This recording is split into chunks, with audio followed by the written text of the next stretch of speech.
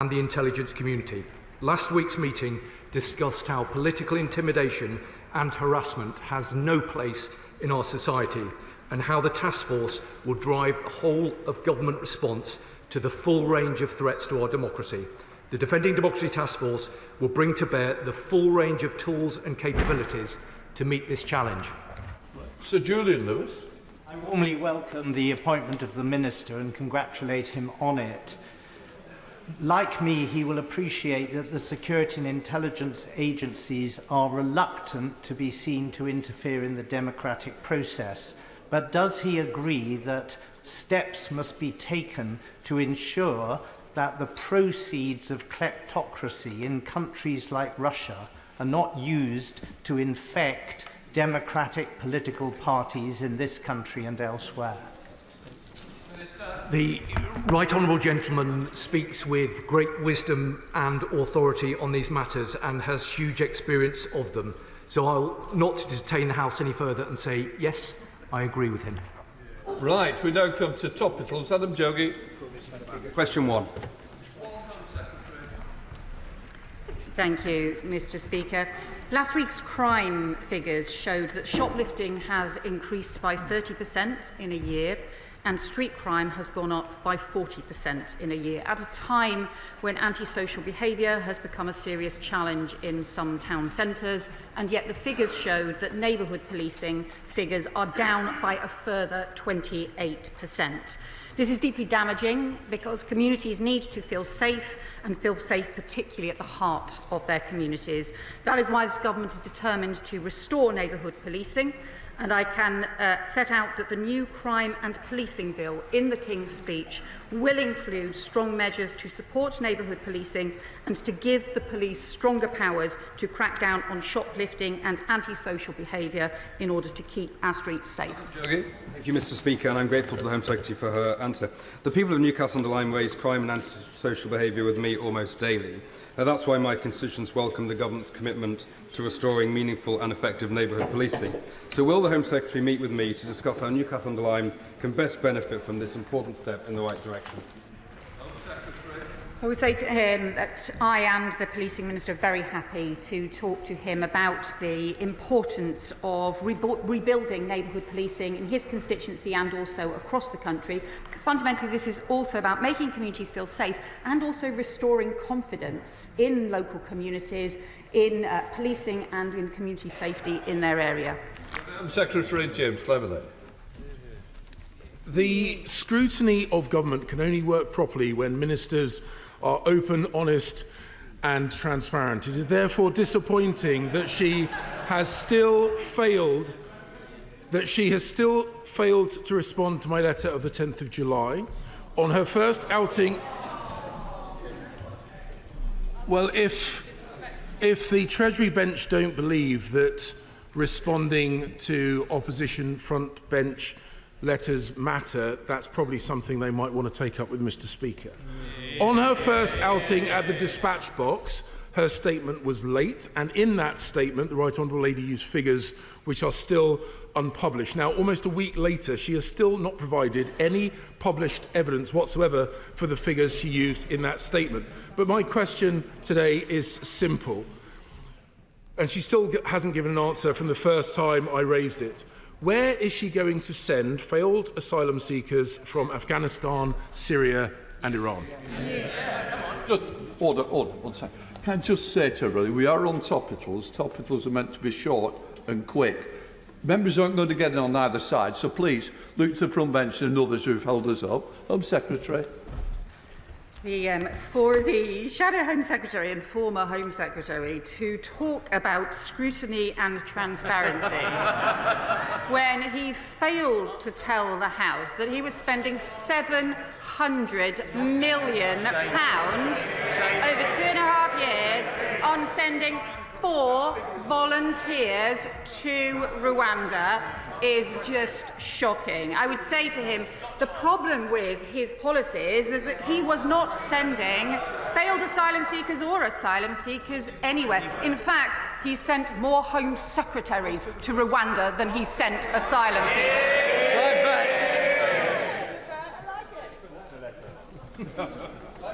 Thank you, Mr. Speaker. I say the use of e-bikes and e-scooters has become an increasing problem. In Sheffield city centre and pedestrian areas, they are a threat now to public safety, particularly when they're used by Deliveroo and other drivers. Guide dogs have issued a concern about the fact that people who are visually impaired can't hear these vehicles coming. Will the Minister now give clear guidance to the police about what actions they should be taken to police these vehicles properly? I totally sympathise with what the honourable gentleman has just set out. The police do have powers available to seize vehicles being used illegally or in an antisocial manner, and to fine individuals who fail to stop when instructed to do so. We will set out our plans to crack down on antisocial road users in due course. Lib Dem spokesperson Jamie Stone. Mr. Speaker, there's a crofter living in the Riconic-Kinlochbervie area of my constituency. He's very hard-working, he's well-liked locally, he's done a great deal for the local community, but he's German, and he's trying ever so hard to get leave to remain, and it's taking forever. I wonder if the Minister would ask her officials to meet with me to see how we could speed this on. I'd be very grateful, Mr. Speaker. More than happy to meet the Honourable Gentleman. Oral Edwards. Thank you, Mr. Speaker. Last week, a horrific incident took place in my constituency with the attack on uniformed Royal Engineer Lieutenant Colonel Mark Teaton on the streets of Brompton. Will my right honourable friend, the Home Secretary, join me in paying tribute to Kent Police, ambulance and NHS workers, Medway Council and senior officers from the Brompton Barracks who worked so well together to quickly arrest the suspect, to save Mark's life, support his family and to reassure the local community. Can I thank my honourable friend for raising this really important case? This was an awful attack on a soldier, serving soldier in her constituency. I think all of our thoughts will be with him, with his family and with his friends, wishing him a most speedy recovery. And we do give Kent Police our full support in investigating this incident and also in providing reassurance and community patrols in the area. David Mundell.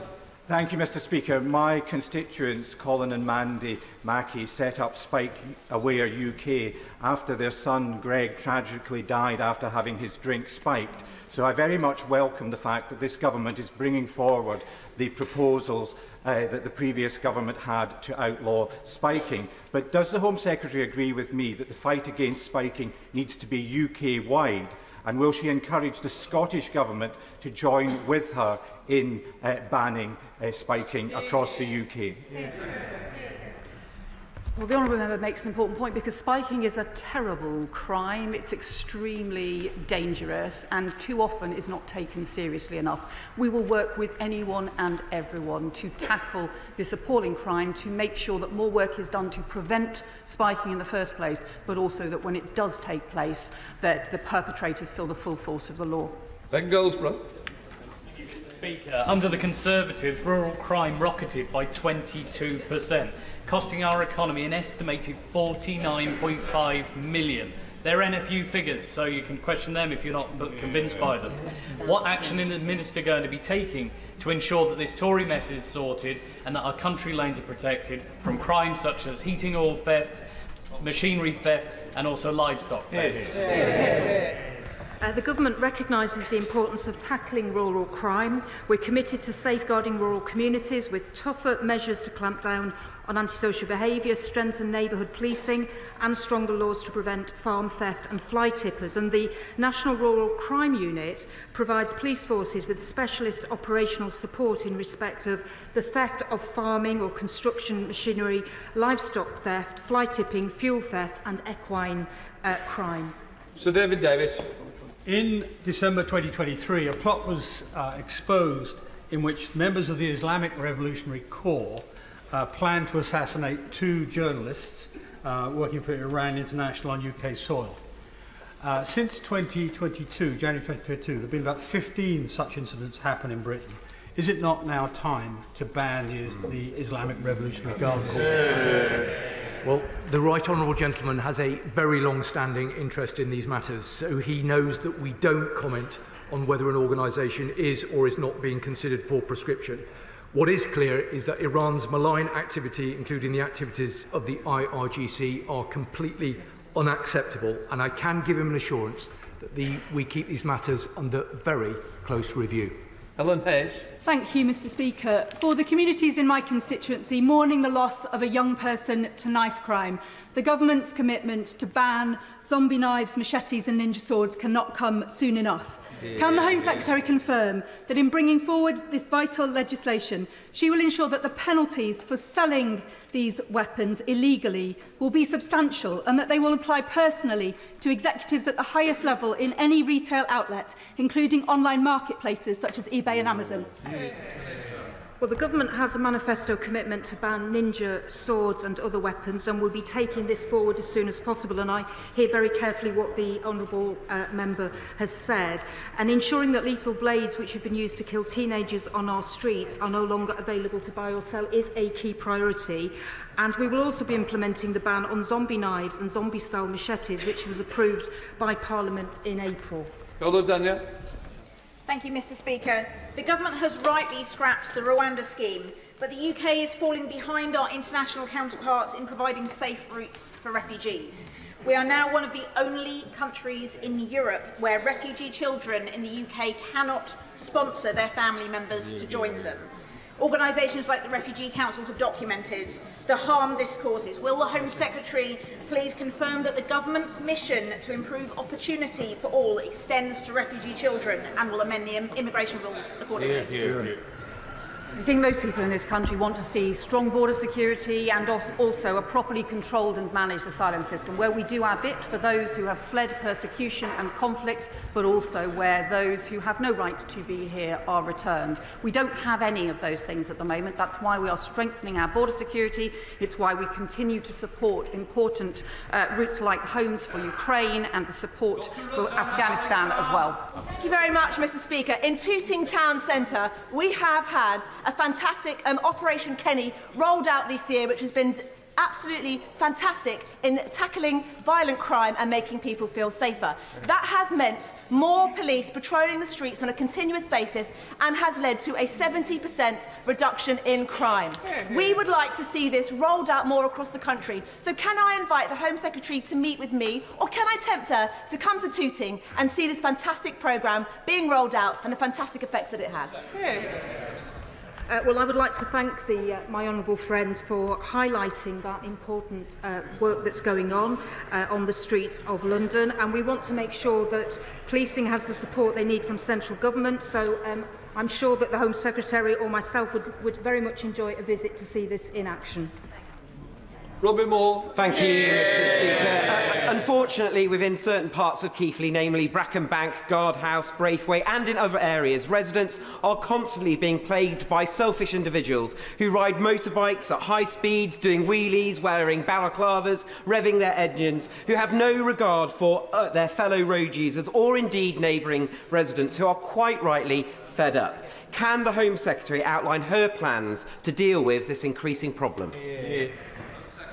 So I agree with the honourable member that the problems we've seen with off-road bikes, the deafening and distressing harassment that sometimes they can cause is a serious problem.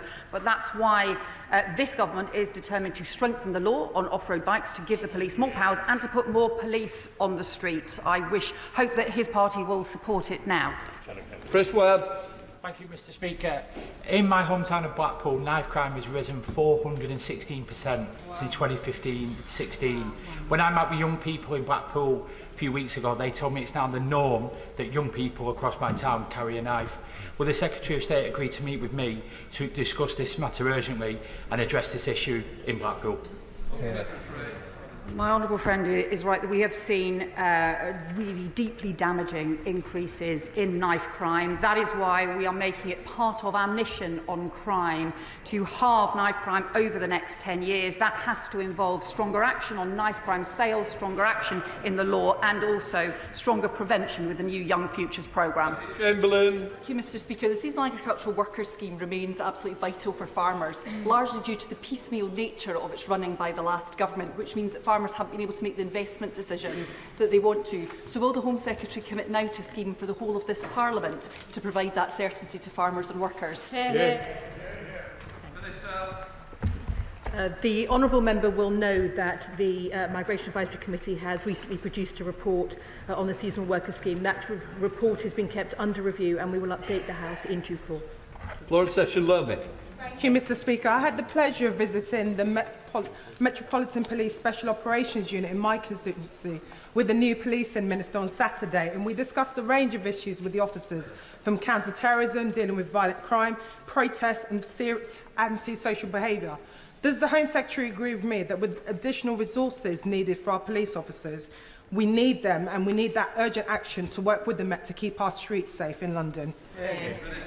Well, it was a great pleasure to be on that visit with the local constituency MP, and of course funding around the police settlement is something that we will be considering in the weeks and months ahead.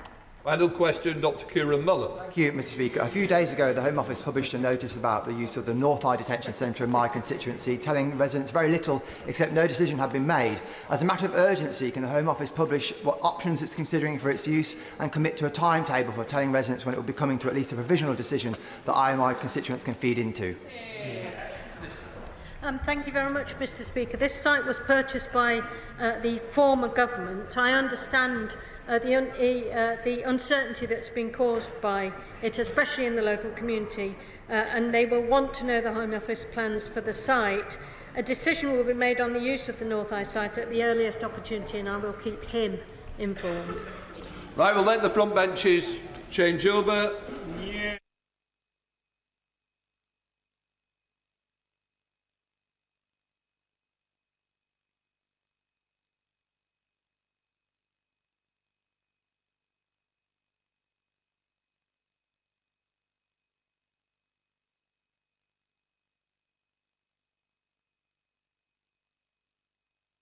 We now come to the statement. I call the Chancellor of the Exchequer, Rachel Reeves. Thank you, Mr Speaker. Before I begin my statement, my thoughts and prayers are with those affected by the events in Southport, and I am sure that the whole House will join me in paying tribute to our emergency services who are dealing with this ongoing situation. Mr Speaker, on my first day as Chancellor of the Exchequer, I asked Treasury officials to assess the state of public spending. That work is now complete, and I am today presenting it to this House. In this statement, I will do three things. First, I will expose the scale and the seriousness of what has been uncovered.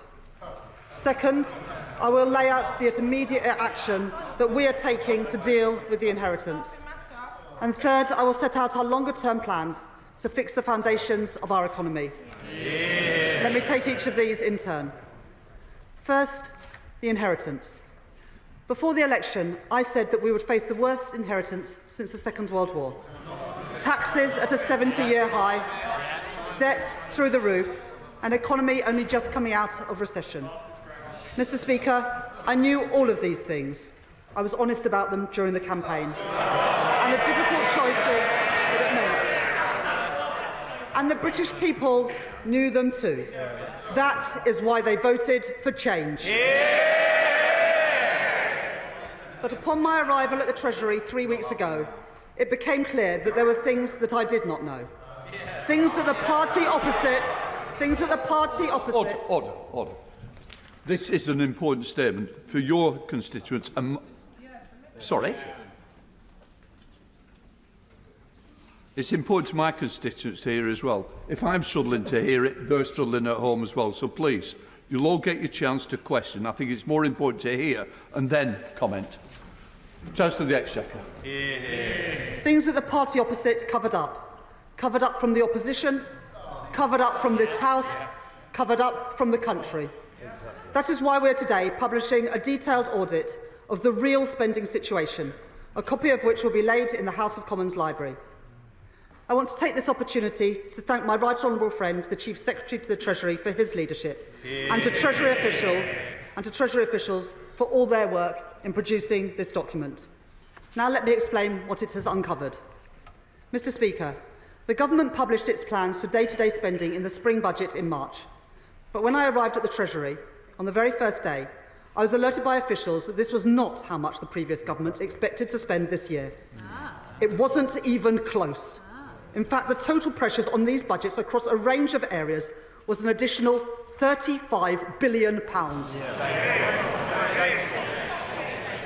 Once you account for the slippage in budgets you usually see over a year and the reserve of £9 billion designed to respond to genuinely unexpected events, it means, Mr Speaker, that we have inherited a projected overspend of £22 billion. A £22 billion hole in the public finances now. Not in the future, but now. £22 billion of spending this year that was covered up by the party opposite. If left unaddressed, it would mean a 25% increase in the budget deficit this year. So I will today set out the necessary and urgent work that I have already done to reduce that pressure on the public finances by £5.5 billion this year and over £8 billion next year. Let me be clear. I'm not talking about costs for future years that they signed up to but did not include, like the compensation for infected blood, which has cross-party support. I'm not talking about the state of public services in the future, like the crisis in our prisons, which they have left for us to fix. I'm talking about the money that they were already spending this year and had no ability to pay for, which they hid from the country. They had exhausted the reserve, and they knew that, but nobody else did. Yet they ducked the difficult decisions. They put party before country. And they continued to make unfunded commitment after unfunded commitment, knowing that the money was not there, resulting in the position that we have now inherited. The reserve, spent more than 3 times over, only 3 months into the financial year. And they told no one. Mr Speaker, the scale of this overspend is not sustainable. Not to act is simply not an option. We have already seen official ONS figures this month showing that borrowing is higher this year than the OBR expected. And the disaster of Liz Truss's mini-budget shows what happens if you don't take tough decisions to maintain economic stability. Some, including the Leader of the Opposition and the Shadow Chancellor, have claimed the books were open. How dare they? It is not true. And let me tell you why. There are very clear instances of specific budgets that were overspent and unfunded promises that were made, but that crucially the OBR was not aware of for their March forecast. I will now take each of these in turn. First, the asylum system. The forecast for the number of asylum seekers has risen dramatically since the last spending review, and costs for asylum support have risen 7-fold in the past 3 years. But instead of reflecting these costs in the Home Office budget for this year, the previous government covered up the true extent of this crisis and its spending implications. The document I am publishing today reveals a projected overspend on the asylum system, including their failed Rwanda plan, for this year alone, of more than £6.4 billion. That was unfunded and it was undisclosed. Next, in the wake of the pandemic, demand for rail services fell. But instead of developing a proper plan to adjust for this new reality, the government handed out cash to rail companies to make up for passenger shortfalls, but failed to budget for this adequately. Because of that, and because of industrial action, there is now an overspend of £1.6 billion in the transport budget. That was unfunded and it was undisclosed. Mr Speaker, since 2022, the government, with the support of this whole House, has rightly provided military assistance to Ukraine in response to the Russian invasion. The spending audit has found that there was not enough money set aside for the reserve to fund all these costs. We will continue to honour these commitments in full. And unlike the previous government, we will make sure that they are always fully funded. On top of these new pressures, since 2021, inflation was above the Bank of England's target for 33 months in a row, hitting 11% at its peak.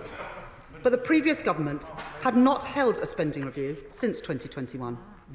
That means they never fully reflected the impact of inflation in departmental budgets. This has had a direct impact on budgets for public sector pay. When the last spending review was conducted, it was assumed that pay awards would be 2% this year. Ordinarily, the government is expected to give evidence to the pay review bodies on affordability. But extraordinarily, this year, the previous government provided no guidance on what could or could not be afforded to the pay review bodies. This is almost unheard of, but that is exactly what they did. Worse still, the former Education Secretary had the pay review body recommendation sitting on her desk. But instead of responding and dealing with the consequences, they shirked the decisions that needed to be taken. I will not repeat their mistakes.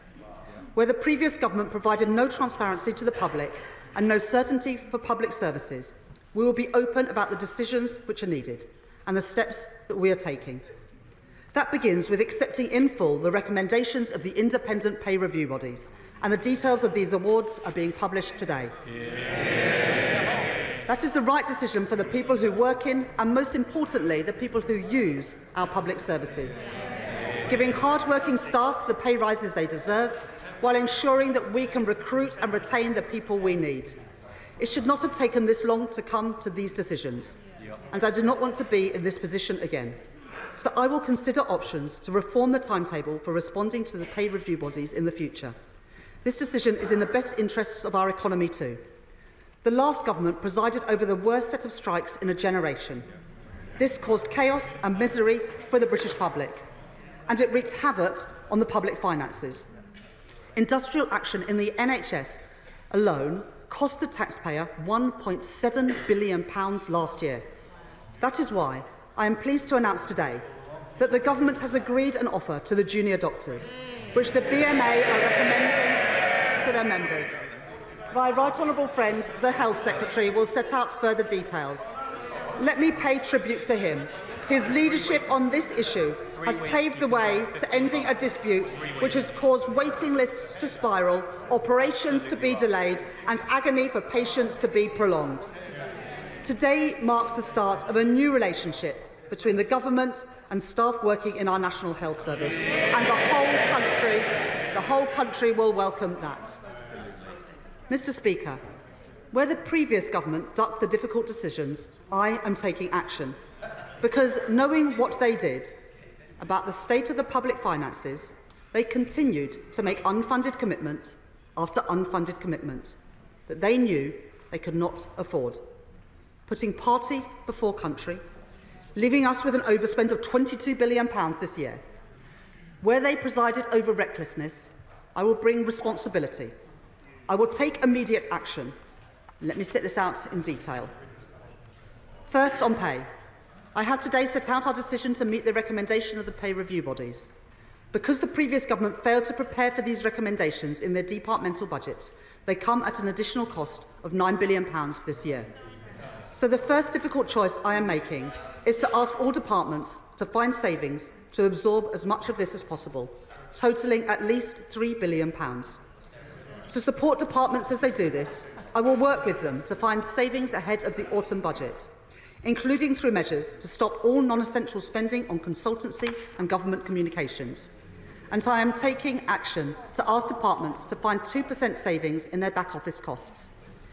Mr. Speaker, I will now deal with a series of commitments made by the previous government which they did not fund, because if we cannot afford it, we cannot do it. First, at Conservative Party conference last year, the former Prime Minister announced the introduction of a new qualification, the Advanced British Standard. That is a commitment costing nearly £200 million next year, rising to billions across future years. Mr. Speaker, this was supposed to be the former Prime Minister's legacy, but it turns out he didn't put aside a single penny to pay for it. So we will not go ahead with that policy, because if we cannot afford it, we cannot do it. Next year, the Illegal Migration Act, passed by the previous government, made it impossible to process asylum applications or remove people who have no right to be here. Instead, they relied on a doomed policy to send asylum seekers to Rwanda on planes that never took off, leaving tens of thousands of people stuck in hotels on the public purse. We need a properly controlled and managed asylum system where rules are enforced so that those with no right to be here are swiftly removed. So we have scrapped their failed Rwanda scheme, which placed huge pressure on the Home Office budget. To bring down these costs as soon as possible, my right honourable friend, the Home Secretary, has already laid legislation to remove the retrospective element of the Illegal Migration Act, which will significantly reduce the use of hotel accommodation. These measures will save nearly £800 million this year and avoid costs spiralling even further next year. This was a bad use of taxpayers' money, and we will not do it. Mr. Speaker, the previous government claimed it was levelling up the country. It made promise after promise to the British people. But the spending audit has uncovered that some of those commitments weren't worth the paper that they were written on. At autumn statement last year, the former Chancellor announced £150 million for an investment opportunity fund.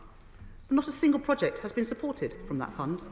So following discussions with my right honourable friend, the Deputy Prime Minister, I am cancelling it today. Because if we cannot afford it, we cannot do it. The previous government also made a series of commitments on transport, promises that people expected to be delivered, promises that many members across this House campaigned on in good faith. But the party opposite has failed them.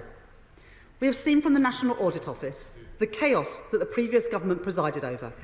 Projects over budget and delayed again and again. The spending audit has revealed £1 billion of unfunded transport projects that have been committed to next year. So my right honourable friend, the Transport Secretary, will undertake a thorough review of these commitments. As part of that work, she has agreed not to move forwards with projects that the previous government refused to publicly cancel, despite knowing full well that they were unaffordable. That includes proposed work on the A303 and the A27. And my right honourable friend will also cancel the Restoring Our Railway programme, saving £85 million next year, with individual projects to be assessed through her review. If we cannot afford it, we cannot do it. Mr. Speaker, the previous government had plans. The previous government had plans for a retail sale of NatWest shares. We intend to fully exit our shareholding in NatWest by 2025-26. But having considered advice, I have concluded that a retail share sale offer would involve significant discounts that could cost taxpayers hundreds of millions of pounds. It would therefore not represent value for money, and it will not go ahead. It is a bad use of taxpayers' money, and we will not do it. Next, let me address the unfunded pressures in our NHS and our social care sector. In October 2020, the government announced that 40 new hospitals would be built by 2030. Since then, only one new project has opened to patients, and only 6 have started their main construction activity. The National Audit Office were clear that delivery was wildly off track. But since coming into office, it has become clear that the previous government continued to maintain its commitment to 40 hospitals without anywhere close to the funding required to deliver them. That gave our constituents false hope. We need to be straight with the British people about what is deliverable and what is affordable. So we will conduct a complete review of the new hospital programme with a thorough, realistic and costed timetable for delivery. Mr. Speaker, adult social care was also neglected by the previous government. The sector needs reform to improve care and to support staff. In the previous Parliament, the government made costly commitments to introduce adult social care reform charges, but they delayed them 2 years ago because they knew that local authorities were not ready and that their promises were not funded. So it will not be possible to take forward those charging reforms. This will save over £1 billion by the end of next year. Mr. Speaker. Order. Order. I want this side to be quiet as well. I want to hear the Chancellor of the Exchequer. I can understand why people and members are angry. I am angry too. The previous government let people down. Mr. Speaker, the previous government made commitment after commitment without knowing where the money was going to come from. They did this repeatedly, knowingly and deliberately. Today I am calling out the Conservatives' cover-up, and I am taking the first steps to clean up what they have left behind. But the scale of the inheritance we have been left means the decisions we have so far announced will not be enough. This level of overspend is not sustainable. Left unchecked, it is a risk to economic stability. And unlike the party opposite, I will never take risks with our country's economic stability. So it therefore falls to us to take the difficult decisions now to make further in-year savings. Mr. Speaker, the scale of the situation we are dealing with means incredibly tough choices. I repeat today the commitment that we made in our manifesto to protect the triple lock. But today I am making the difficult decision that those not in receipt of pension credit or certain other means-tested benefits will no longer receive the winter fuel payment from this year onwards. The Government will continue to provide winter fuel payments worth £200 to households receiving pension credit, or £300 to households in receipt of pension credit with someone over the age of 80. Let me be clear, this is not a decision I wanted to make, nor is it the one that I expected to make. But these are the necessary and urgent decisions that I must make. It is the responsible thing to do, to fix the foundations of our economy and bring back economic stability. Yeah. Alongside this change, I will work with my right honourable friend, the Work and Pension Secretary, to maximise the take-up of pension credit by bringing forward the administration of housing benefit and pension credit, repeatedly pushed back by the previous government, and by working with older people's charities and local authorities to raise awareness of pension credit and help identify households not claiming it. Mr. Speaker, this is the beginning of a process, not the end. I am announcing today that I will hold a budget on October the 30th, alongside a full economic and fiscal forecast from the Office for Budget Responsibility. I have to tell the House that the budget will involve taking difficult decisions to meet our fiscal rules across spending, welfare and tax. Mr. Speaker, they still don't get it today. Parties in Downing Street crushing the economy, gambling on the election, party before country every single time. Mr. Speaker, it will be a budget to fix the foundations of our economy, and it will be a budget built on the principles that this new government was elected on. First, we will treat taxpayers' money with respect by ensuring that every pound is well spent. And we will interrogate every line of public spending to ensure it represents value for money. Second, I can repeat from the dispatch box our manifesto commitment that we will not increase taxes on working people. That means we will not increase national insurance, the basic, higher or additional rates of income tax or VAT. And today, my honourable friend, the Exchequer Secretary, is publishing further detail on our manifesto commitments to close tax loopholes and clamp down on tax avoidance, to ensure we bring in that money as quickly as possible. My third principle is that we will meet our fiscal rules. We will move the current budget into balance, and we will get debt falling as a share of our economy by the end of the forecast. These are the principles that will guide me at the budget. But let me be honest, challenging trade-offs will still remain. So today I am launching a multi-year spending review. This review will set departmental budgets for at least 3 years, providing the long-term certainty that has been lacking for too long. As part of that process, final budgets for this year and budgets for next year, 2025-26, will be set alongside the budget on the 30th of October. I will look closely at our welfare system, because if you can work, you should work. That is a principle of this government. Yet under the previous government, welfare spending ballooned, while inactivity has risen sharply in recent years. So we will ensure that the welfare system is focused on supporting people into employment. And we will assess the unacceptable levels of fraud and error in our welfare system and take forward action to bring that down. Mr. Speaker, to fix the foundations of our economy, we must ensure that never again can a government keep from the public the true state of our public finances. The fiscal framework which I have inherited had several flaws. It allowed the government to run down the clock on departmental budgets, to avoid difficult decisions and push them back beyond the election. So I am announcing the most significant set of changes to our framework since the inception of the Office for Budget Responsibility. These changes will come into effect in the autumn. First, we have introduced legislation to ensure we can never again see a repeat of the mini-budget. Second, we will require the Treasury to share with the Office for Budget Responsibility its assessment of immediate public spending pressures and enshrine that rule in the Charter for Budget Responsibility, so that no government can ever again cover up the true state of our public finances. And finally, we will ensure that never again do public service budgets get set at only a few months' notice. Instead, spending reviews will take place every 2 years with a minimum planning horizon of 3 years to avoid uncertainty for departments and to bring stability to our public finances. I have already spoken to the Chair of the Office for Budget Responsibility to brief him on the findings of our audit and our reforms.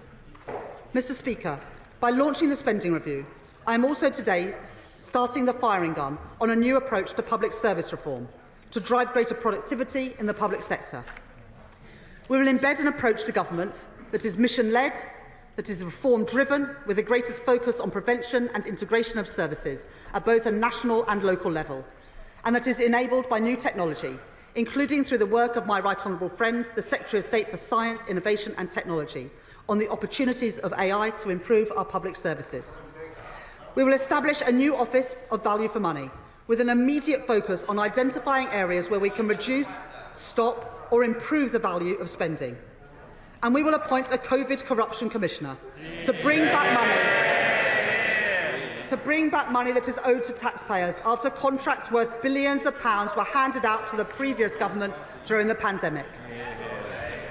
Ahead of the spending review, I will also review the cost of our political system, including restricting eligibility for ministerial severance payments based on time in office. I expect all levels of government to be run effectively and efficiently, and I will work with leaders across our country to deliver just that. That means effective local government, a civil service delivering good value for the British taxpayer, and reform of our political institutions, including the House of Lords, to keep costs as low as possible. Mr. Speaker, the Budget and Spending Review will also set out further progress on our #1 mission, to grow our economy, because economic growth is the only way to sustainably improve our public services and sustainably improve our public finances. So we will use the Spending Review to prioritise specific areas of capital investment that leverage in billions more in private investment. It won't happen overnight, it will take time and it will take focus, but we have already made significant progress. Planning reforms to get Britain building, a national wealth fund to catalyse private investment, a pensions investment review to unlock capital for our businesses, Skills England to create shared national ambition to boost skills across our country, and work across government on a new industrial strategy, driven forward by a growth mission board to ensure we deliver on our commitments. Our country has fundamental strengths on which we can build, and I look forward to welcoming business leaders to the International Investment Summit in Britain later this year. Because I know that if we can create the stable conditions which investors need to thrive, we will return confidence to our economy, so that entrepreneurs and businesses, big and small, know that this is the best place in the world to start and grow a business, because that is the bedrock on which economic growth must be built. Mr. Speaker, the inheritance from the previous government is unforgivable. After the chaos of Partygate, when they knew trust in politics was at an all-time low, they gave false hope to Britain. When people were already being hurt by their cost of living crisis, they promised solutions that they knew could never be paid for. Roads that would never be built, public transport that would never arrive, hospitals that would never treat a single patient. They spent like there was no tomorrow, because they knew that someone else would pick up the bill. And then in the election, and perhaps this is the most shocking part, they campaigned on a platform to do it all over again.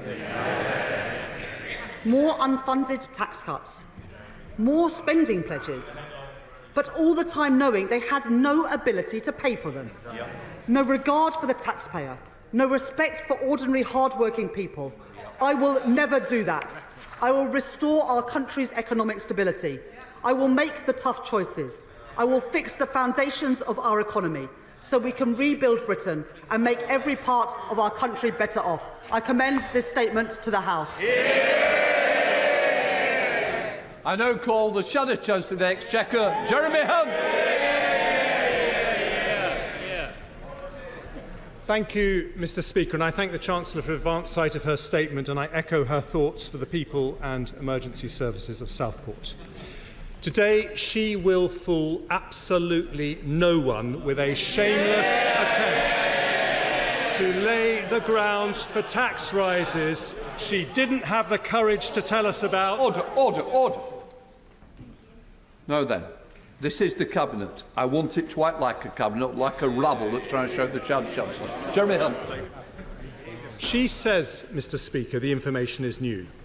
But she herself told the Financial Times, you don't need to win an election to find out the state of public finances, as we've got the OBR now. Paul Johnson of the IFS says the state of public finances were apparent pre-election to anyone who cared to look, which is why he and other independent figures say her argument is not credible and won't wash. Those public finances were audited by the OBR just 10 weeks before the election was called. We're now expected to believe that in that short period, a £20 billion black hole has magically emerged. But every single day in that period, in fact since January, in line with constitutional convention, she has had privileged access to the Treasury Permanent Secretary. She could find out absolutely anything she needed. So will she confirm today to the House she did have meetings with the Permanent Secretary of the Treasury before the election? Will she tell the House if they discussed public finances? Will she tell the House if they discussed any of the pressures she's talking about today? And if so, why are we only hearing today what she wants to do about them? That's why today's exercise is not economic, it's political. She wants to blame the last Conservative government for tax rises and project cancellations she's been planning all along. The trouble is, even her own published numbers expose the fiction behind today's announcement. Just 4 days ago, she presented to the House the government's estimates of spending plans for the year. Those estimates are a legal requirement, and the official guidance manual is clear. Departments are responsible for ensuring that estimates are consistent with their best forecast of requirements. They're signed off by the most senior civil servants, the accounting officers in every department.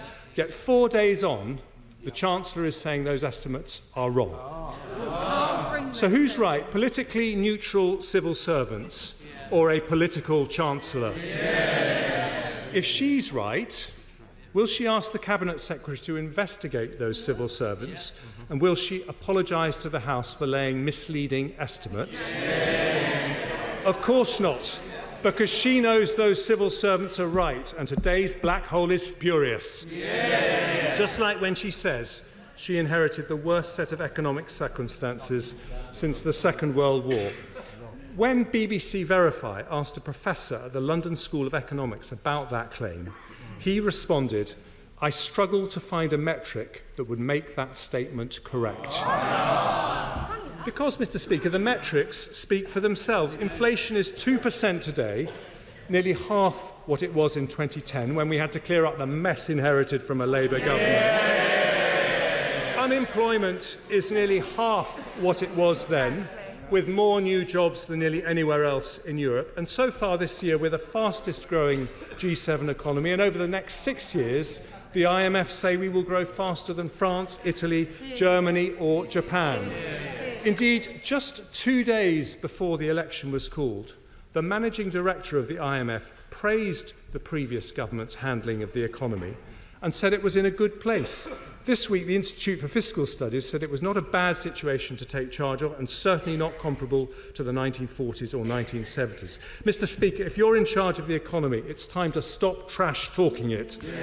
What's the point of going to New York or Brazil to bang the drum for more investment if you come home with a cock and bull story about how bad everything is? She should stop playing politics with Britain's reputation and get on with running the economy. So when it comes to public finances, will she confirm to the House that far from being broke and broken, as Downing Street briefed the media, the forecast deficit today is 4.4% compared to 10.3% when Labour left office in 2010. In other words, when Labour was last in office, we were borrowing double current levels. And will she confirm another difference between today and 2010? The Conservatives came to office then being honest about our plans and saying very straightforwardly we needed to cut the deficit, whereas she's just won an election telling us repeatedly taxes will not go up. How many seats were won on the back of commitments not to raise tax, while she's quietly planning to do the exact opposite? So turning to the details she's announced today, will she confirm that around half today's fictitious black hole comes from discretionary public sector pay awards? In other words, not something she has to do, but something where she has a choice. Will she confirm to the House that apart from the teachers' recommendation, none of the other pay review body recommendations were seen by the last government as they arrived after the election was called? Now, today, she has chosen to accept those recommendations. But before doing so, was she advised by officials to ask unions for productivity enhancements before accepting above-inflation pay awards to help pay for those awards, as the last government did? And if she was advised to do that, why did she reject that advice and simply tell the unions, here's your money, thanks for your support? Will she confirm? I know they don't like the truth, but here it is. Will she confirm that one of the reasons for her funding gap is that she's chosen to backdate a 22% pay award to junior doctors to cover the time when they were striking? Mr. Speaker, we are just 3 months into the financial year, so why did she not mention today that at the start of the year, the Treasury had a reserve of £14 billion for unexpected revenue costs and £4 billion for unexpected capital costs? Additionally, why has she not accounted for the Treasury's ability to manage down in-year pressures on the reserve, last year alone by £9 billion? Why has she apparently not accounted for underspends, typically £12 billion a year? Has she totally abandoned the £12 billion of welfare savings planned by the last government? And if so, will she confirm that to the House? Has she also abandoned £20 billion of annual productivity savings planned by the last government? And if not, why aren't they in her numbers? And finally, for someone who claims continuously the mantle of fiscal rectitude, will she confirm that in order to pay for her public spending plans, she will not change her fiscal rules to target a different debt measure so she can increase borrowing and debt by the back door? Every Chancellor faces pressures on public finances. After a pandemic and energy crisis, those pressures are particularly challenging, which is why in the autumn of 22, the previous government took painful but necessary decisions on tax and spend. But we knew going forward that if we continued to take difficult decisions on pay, productivity and welfare reform, we could live within our means and start to bring taxes down. She, on the other hand, knew perfectly well a Labour government would duck those difficult decisions. She's caved into the unions on pay, left welfare reform out of the King's speech, soft-pedalled on our productivity programme, and that is a choice, not a necessity. And that choice means that taxes will have to go up, and she chose not to tell us before the election. Instead, in 24 days, just 24 days, she's announced £7.3 billion for GB Energy, £8.3 billion for the National Wealth Fund, and around £10 billion for public sector pay awards. That's £24 billion in 24 days.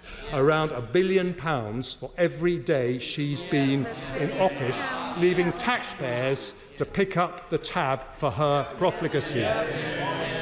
And doing it this way, she makes the first major misstep of her time as Chancellor, because that great office of state depends more than any on trust. Yet in her first big moment, she breaks that trust with an utterly bogus attempt to hoodwink the public about the choices she has. Over 50 times in the election, they told us they had no plans to raise taxes. Now, in a U-turn that will forever shame this Labour government, she is laying the ground to break her word. And when she does, her first budget will become the biggest betrayal in history by a new Chancellor, and working families will never forgive her.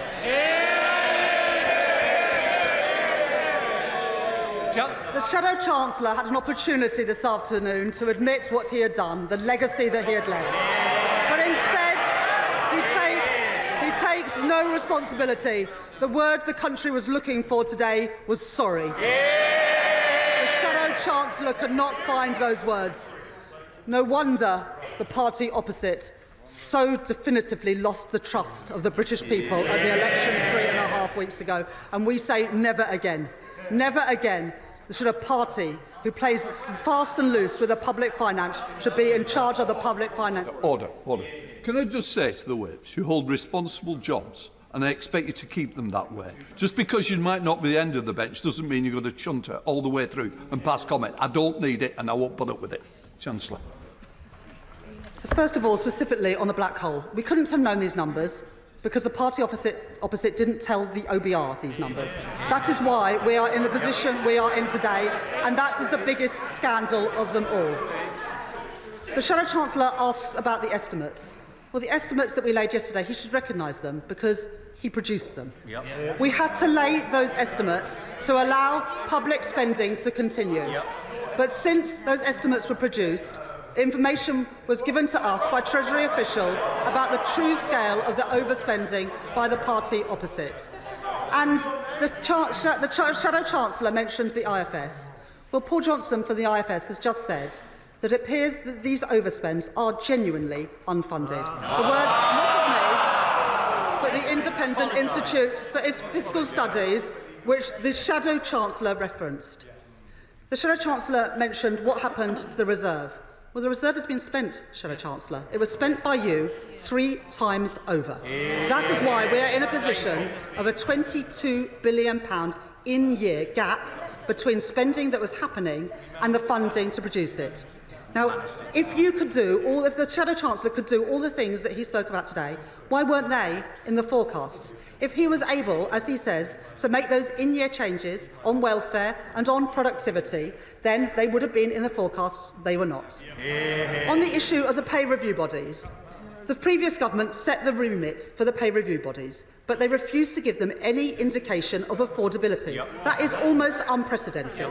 The teachers reported before the election, and that recommendation sat on the former Education Secretary's desk. Today we are drawing a line on the industrial action. Yep. The £1.7 billion cost to the NHS alone last year, 1.4 million cancelled appointments. And we are incorporating a third of those pay increases into efficiencies into our public services, as the Shadow Chancellor suggested that we should. And when it comes to tax, I'm not going to take any lessons from the party opposite. The party opposite took the tax burden to the highest level in 70 years. Mr. Speaker, the response of the Shadow Chancellor today just confirms what we already knew. This previous government was deluded, out of touch and grossly irresponsible. Today, we begin to fix the mess that they have created. Clive Betts. Thank you, Mr. Speaker. In 2010, we repeatedly heard the words that the Labour government didn't fix the roof while the sun was shining. Isn't the case with the previous government? Not merely didn't they fix the roof, they actually destroyed the whole foundations of our public services. Could I, amongst the difficult decisions, just welcome 2 points that my right honourable friend made. One is the encouragement to work with local councils to increase the take-up of pension credits. That's something the Select Committee called for repeatedly in the last Parliament, and it wasn't taken up. That's really important. Secondly, in terms of multi-year settlements, could the Chancellor confirm it will be her intention as well to provide multi-year settlements ultimately for local councils? It's something they've been calling for repeatedly. It would be a welcome step to help them with a very difficult financial situation they're facing. Chancellor. I thank my honourable friend for those questions. First of all, yes, I can confirm that we will be doing multi-year settlements with local authorities as well as with government departments. It's incredibly important that government departments and local authorities can plan for the future, knowing what money is available, rather than running down the clock towards the end of the year. I would like also to thank my honourable friend for welcoming the announcement I made today about working with local government to improve the take-up of pension credit. It is woeful that the take-up of pension credit is so low. It is vital that everybody gets the money that they're entitled to, especially pensioners, and that's why we've taken on those recommendations from elderly people's charities today to ensure that we work with local government to boost take-up of that benefit. Then spokesperson Sarah Aldney. Thank you, Mr. Speaker. I thank the Chancellor for advance sight of her statement, and I'd like to associate myself with the expressions of gratitude towards our emergency services, and the thoughts of all Liberal Democrats were those affected by the incident in Southport. Years of Conservative chaos and mismanagement have left our economy on life support and in desperate need of emergency care, and things cannot go on like this any longer.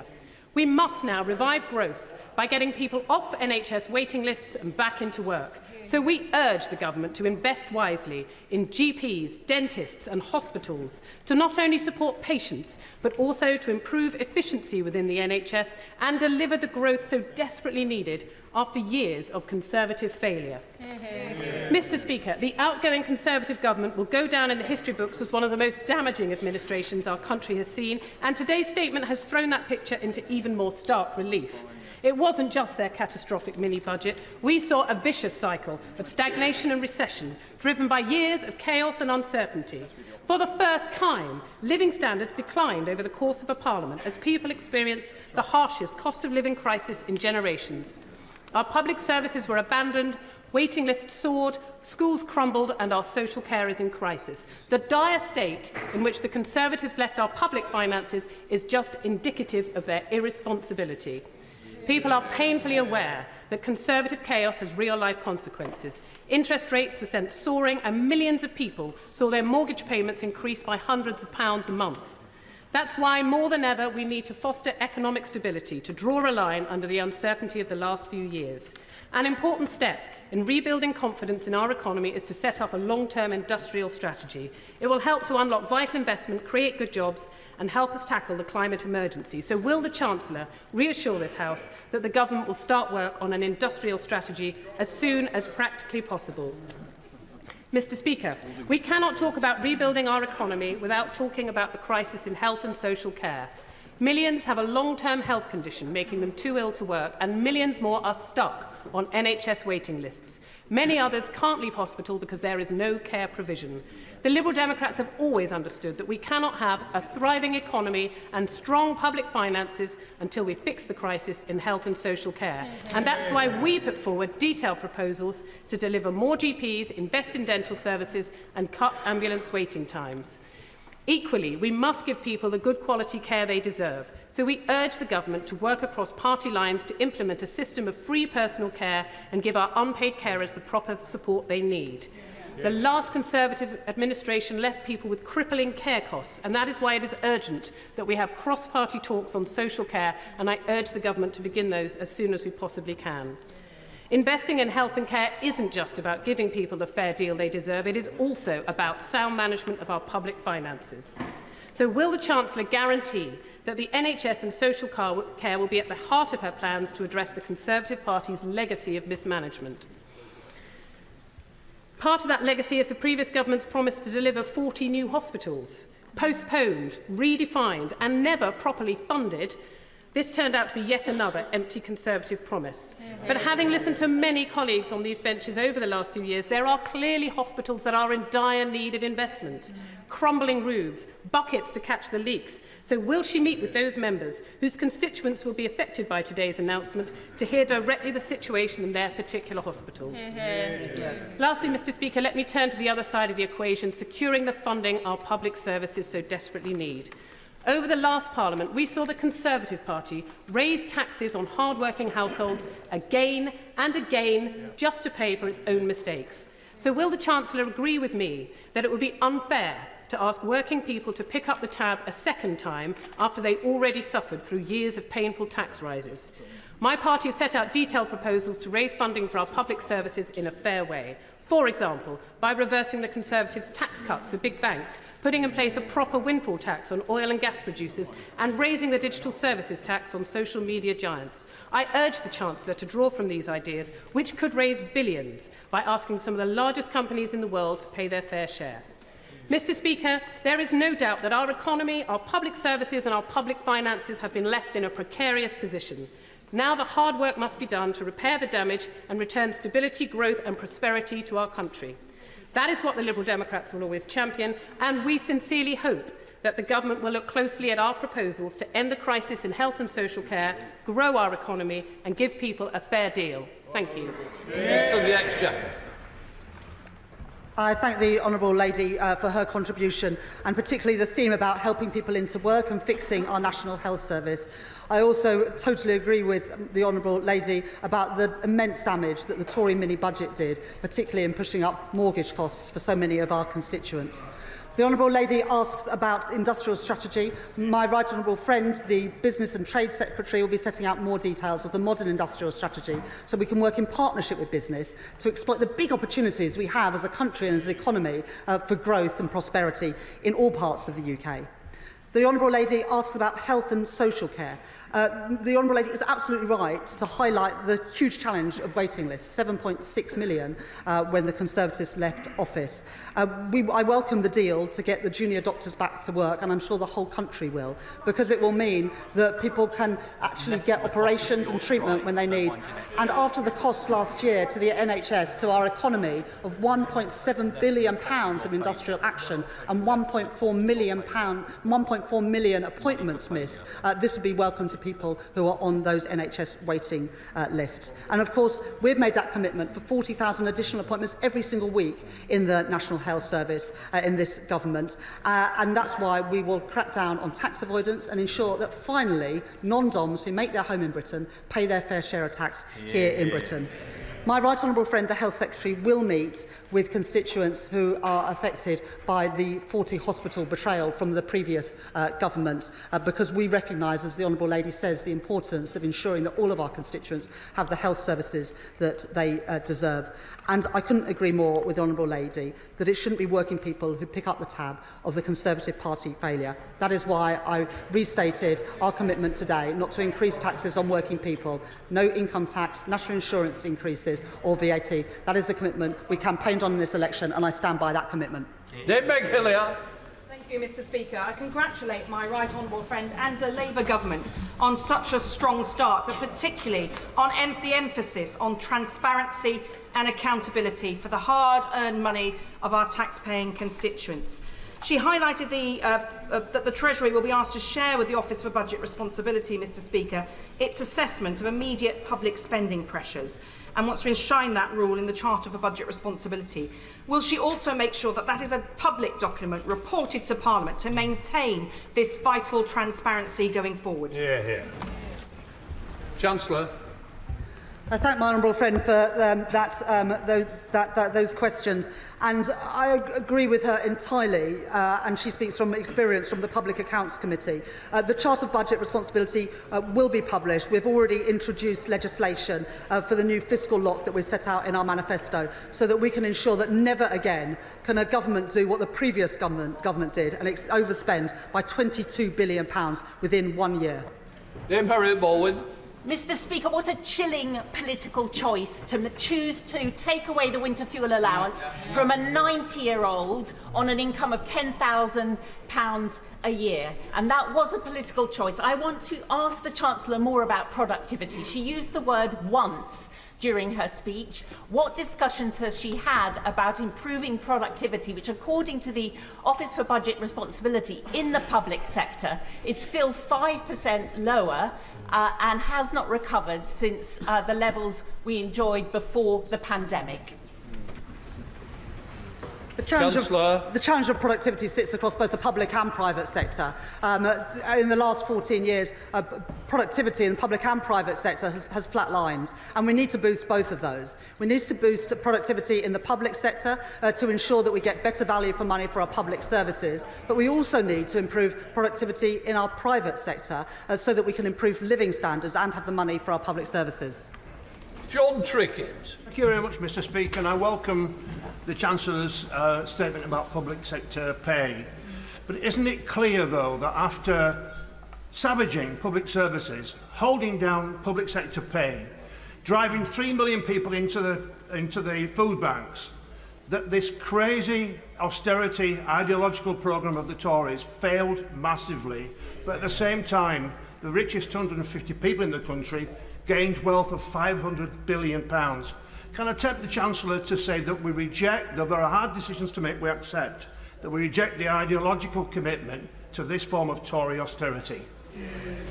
Chancellor. I thank my honourable friend for that question, and I think that we do owe it to our armed forces, our prison officers, our police forces, our nurses and our teachers to reward them properly for the work that they do. And that's what we did today in implementing in full the recommendations of the pay review bodies. And I would also echo the views of my honourable friend that a return to austerity would be no way to run our economy. It resulted in growth hemorrhaging in the last Parliament and all the damage that did, both to living standards and money for public services. Robert Jenrick. Mr. Speaker, the Chancellor is like a dodgy car mechanic. She says she's done all the searches, she gives you a fixed price, you hand in your car keys, and then a few weeks later, she's found all these new problems. The price has doubled, but it's too late. You've given her your car, and you both know this was her plan all along. Trust and credibility are critical to a Chancellor. Why has she been so careless and so quick to throw hers away? Chancellor. If the right honourable gentleman has any chance of fixing the mess that his previous government has made, he might want to start with an apology. Sam Cawley. Thank the Chancellor for her honesty on the incredibly serious situation that she's just outlined. Does the Chancellor agree with me that the above-inflation pay deals agreed by this government with our public sector staff will begin the process of rebuilding trust between them and our government and will benefit the public purse by reducing strike action? Chancellor. I thank my honourable friend for that question, and let's just be clear, the pay recommendations today are in line with private sector pay. So these are just the pay deals that were received by the majority of workers in the private sector. But my honourable friend is right that we do owe a debt of gratitude to our frontline workers who got us through the pandemic and so many other challenges over the last few years, and they deserve to be paid properly for the work they do. Seamus Logan. Thank you, Mr. Speaker. During the recent election campaign, we in the SNP repeatedly warned about an £18 billion hole in the Labour Party's spending plans. Now that you've confirmed that today, Chancellor, will you apologise to those voters in Scotland who supported the Labour Party leader in Scotland when he said, "Read my lips, no austerity"? And will you also reverse the 9% cut in Scotland's capital allocation, please? Chancellor. I'm not sure if the honourable gentleman was actually paying attention. The £22 billion black hole is this year. The Institute of Fiscal Studies was warning about a black hole over the lifetime of the Parliament of £18 billion. No, those are two very different things, and both of them can be true. What we are showing today is an in-year gap of £22 billion that the honourable gentleman didn't know about, no one on this side of the House knew about, the OBR did not know about, and the country did not know about. This is new information that is being published today, above and beyond what anyone knew when we were campaigning in the election. Dr. Stella Creasy.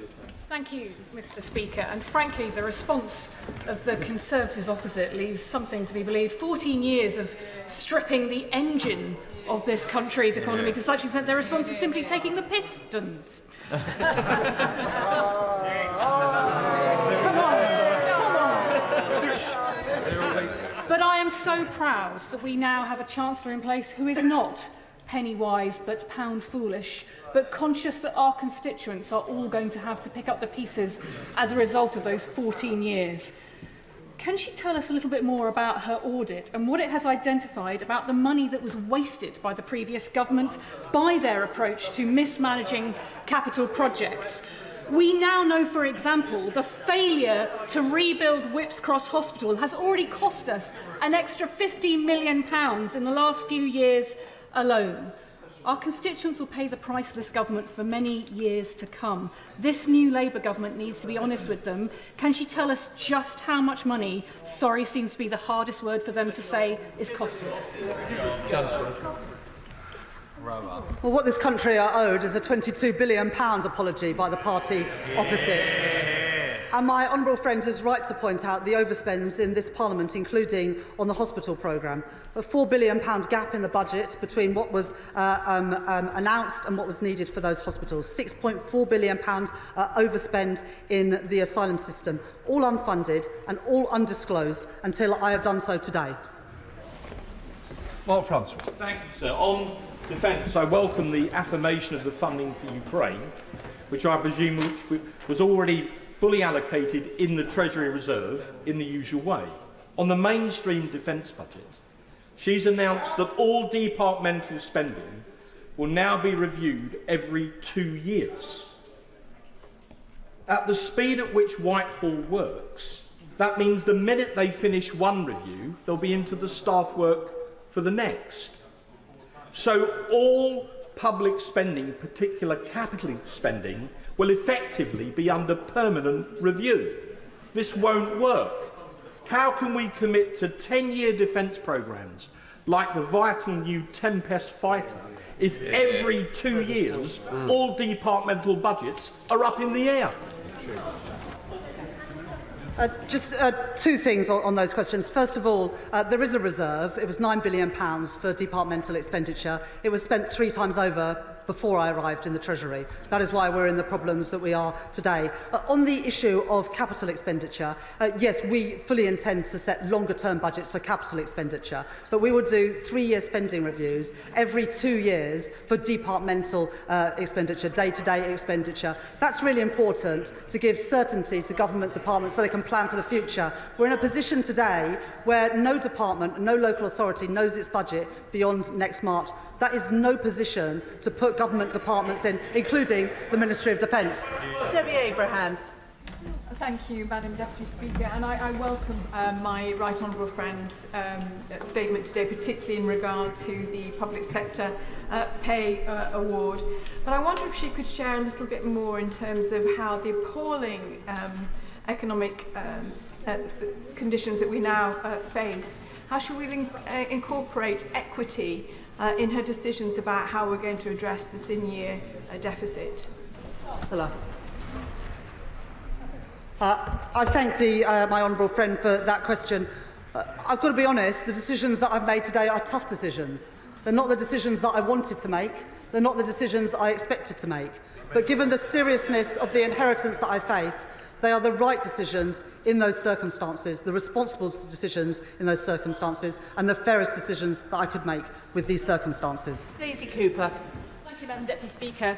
Under the Conservatives, the new hospital programme legacy is completely dire, but the Chancellor will know that there is also a cost to delay. We have life-expired buildings that will need to continue to be patched up before they are replaced. So could I urge the Chancellor, as I urged her colleague, the Secretary of State for Health and Social Care last week, to give the go-ahead to those projects that are ready to go but are currently living with life-expired buildings? And will she review the outdated rules to allow hospitals to spend some more of their own capital funds to help with repairs and rebuilds? Chancellor. I thank the honourable lady for that question, and I welcome the Deputy Speaker to her place. My right honourable friend, the Health Secretary, will meet with people affected. In Leeds, we were promised a new hospital that has never been built, so I do understand the concerns the honourable and right honourable members have about this hospital programme. But we are in a situation where there's a £22 billion in-year overspend. That means incredibly difficult decisions. These are not the decisions that we want to make, but they're responsible ones in the circumstances, given the dire inheritance that we face from the party opposite. Jeevan Sander. Thank you, Madam Deputy. Work in the Treasury. What we've heard today about the party opposite is shocking and it's shameful. Can I also say the Chancellor today set out how far away the last government was from meeting their own targets on hospital building? Will the Chancellor agree with me that our plan, by contrast, represents a deliverable way to make sure that we get waiting lists down? Chancellor. I thank my honourable friend for his question, and he's very welcome on these benches with his expertise. Everything in our manifesto was fully costed and fully funded. 40,000 additional appointments every single week in the NHS, funded by cracking down on tax avoidance and ensuring that if you make your home in Britain, you should pay your taxes here, which is why we will finally deal with a terrible situation where non-DOMs could claim they didn't live in Britain for tax purposes, despite making their homes here. Those people should contribute to the public purse, and under Labour, they will. Sir Julian Lewis. Congratulations on your election, Madam Deputy Speaker. I can't hope to match the splendid double entendre of the Honourable Lady for Walthamstow, but may I say to the Chancellor that one effect of being here a long time is a realisation that no one party has a monopoly of wisdom. Is she willing at least to concede, given the impartial assessment by the House of Commons Library that COVID cost this country between 310 and 410 billion pounds, that the previous government did a pretty good job in getting inflation down to 2% less than 2 years after the pandemic? The pandemic is no excuse for making unfunded spending commitments, and that is precisely what the government did. And given that the honourable gentleman mentioned the pandemic, during the pandemic, the party opposite handed out contracts to friends and donors of their party in a VIP lane, which is why we are appointing a COVID corruption commissioner, because we want that money back in our public services where it belongs. Bill Esterson.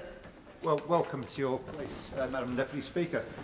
It wasn't just the public finances which the party opposite mismanaged over 14 years. They failed to support industry too. And just the figures today demonstrate this point. Britain has dropped out of the top 10 countries for manufacturing for the first time since the Industrial Revolution. So I very much welcome my Right Honourable friend's commitment to leverage in billions more in private investment to make up for the record low levels of private investment that we saw under the party opposite.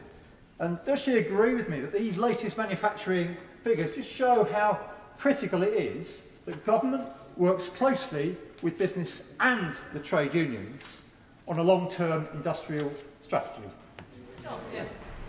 Well, I thank my honourable friend for that question. And I too saw those numbers today that showed that Britain was out of the top 10 of manufacturing countries, which is shameful given our history and being at the heart of the Industrial Revolution. I'd also like to pay tribute to my honourable friend for the work that he's done in ensuring that Labour went into this election as the most pro-business party at this election.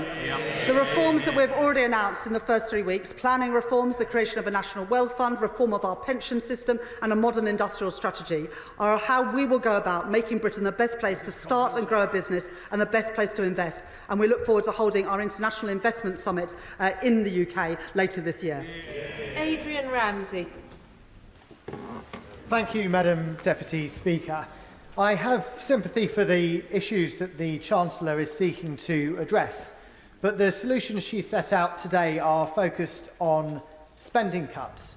Please could she say more about how she is also looking at opportunities to bring in revenue to the Exchequer so that we can see the investment that's needed, whether that's in new hospitals or whether that's in investing in our railways. In particular, we do need new hospitals. We have hospitals that are crumbling around the country, as we all know. We need to invest in our railways. We have people stuck in traffic jams and struggling with high rail fares. So in particular, has the Chancellor looked at the potential to introduce a wealth tax, a tax on the very wealthiest in society, people with wealth and assets over 10 million, which could raise tens of billions during this Parliament? Has the Chancellor considered proposals like this, which would address the fact that we have growing billionaire wealth, but ordinary people are suffering from these cuts? Chancellor, thank you. Thank the honourable gentleman for that question. I just set out the non-dom tax loophole closures, and my honourable friend, the Exchequer Secretary, has published a written ministerial statement today setting out the manifesto commitments we made around the energy profits levy, VAT on private schools, as well as the non-dom changes which we will be consulting on and introducing in the budget. But we will not be introducing a wealth tax. We want this to be a great place for investors to come, and a wealth tax would have the opposite effect. Claire Hazelgrove.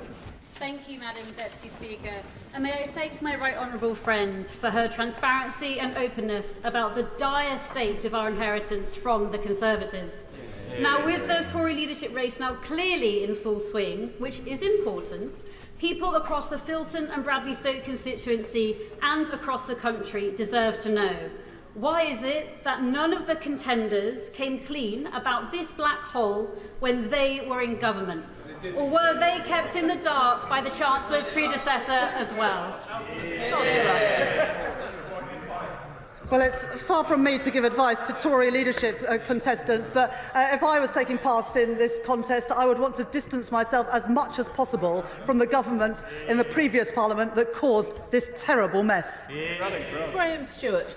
Thank you, Madam Deputy Speaker. The Chancellor committed to long-term planning for capital expenditure. Last March, the then-Chancellor committed £20 billion to carbon capture, utilisation and storage, without which a net zero future cannot be delivered. Can she set out to the House today, in light of her review, what commitment this government will make to investment, including that £20 billion, into carbon capture, utilisation and storage?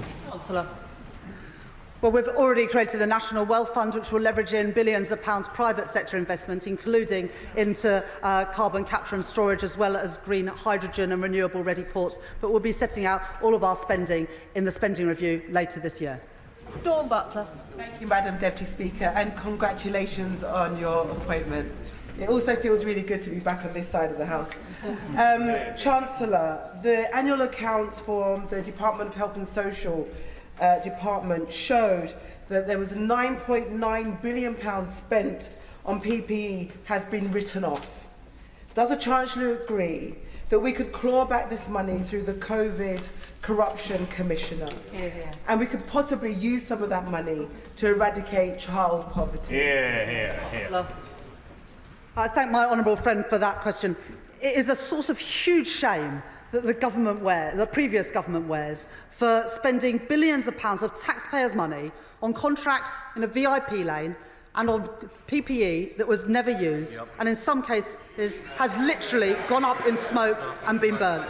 That's why we are appointing a COVID Corruption Commissioner, because that money belongs not in the pockets of Tory donors, but in our public services, and we will do everything within our powers to get that money back. Thank you, Madam Deputy Speaker. Last week, the Health Secretary stated that hospitals with reinforced autoclaved aerated concrete are at the top of my list of priorities. If the new hospitals programme is delayed via review, that means along with it will be the rebuild of the 5 RAC hospitals, not part of the 40 referenced. Without avoiding the question with a soundbite, what reassurances can the Chancellor give that we will break ground on any of the new RAC replacement hospitals, and specifically Hinchinbrook Hospital in my constituency of Huntingdon, during this Parliament? Chancellor. Well, the honourable gentleman should blame the previous government for not funding commitments that they made.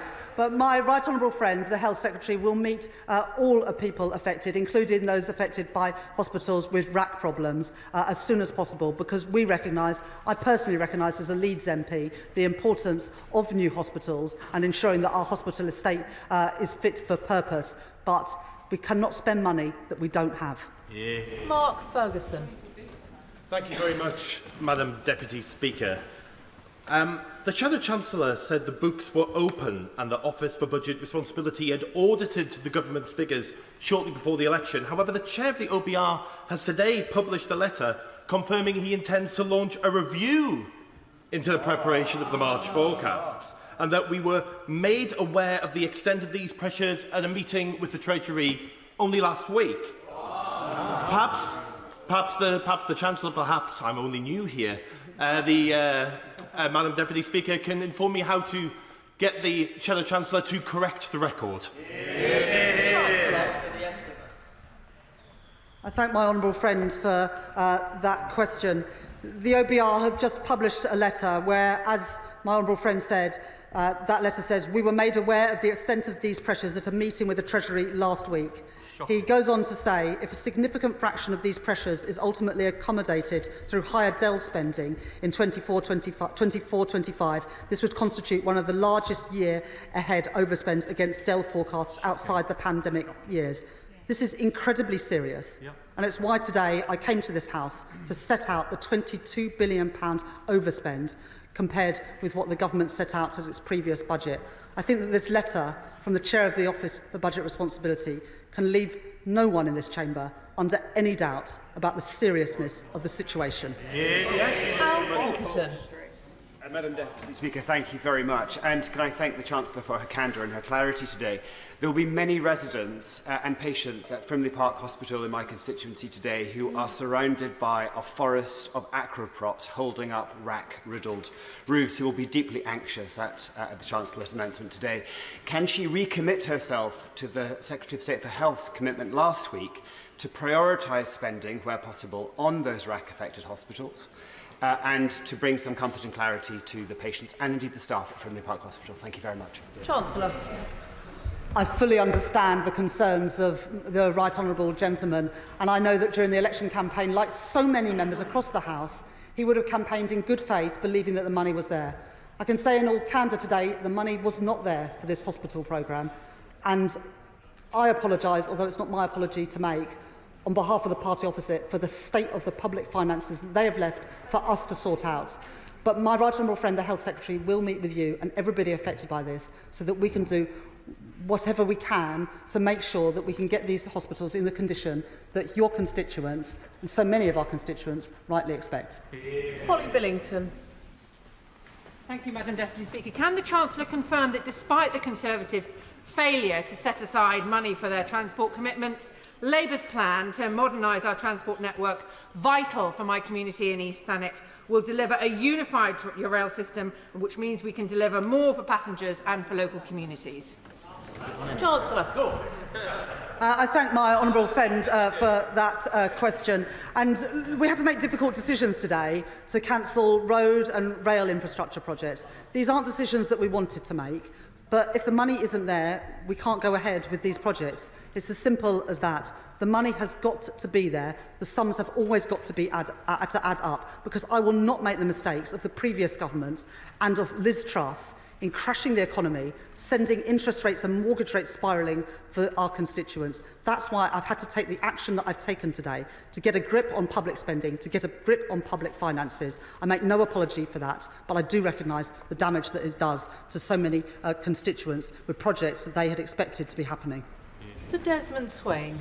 When her legislation enables illegal entrants to leave their current accommodation, where will they go? Chancellor. Well, under the previous government, no applications were being processed, and so nobody was being sent home. We will process those applications, and we will send people who have no right to be here back home. Fred Thomas.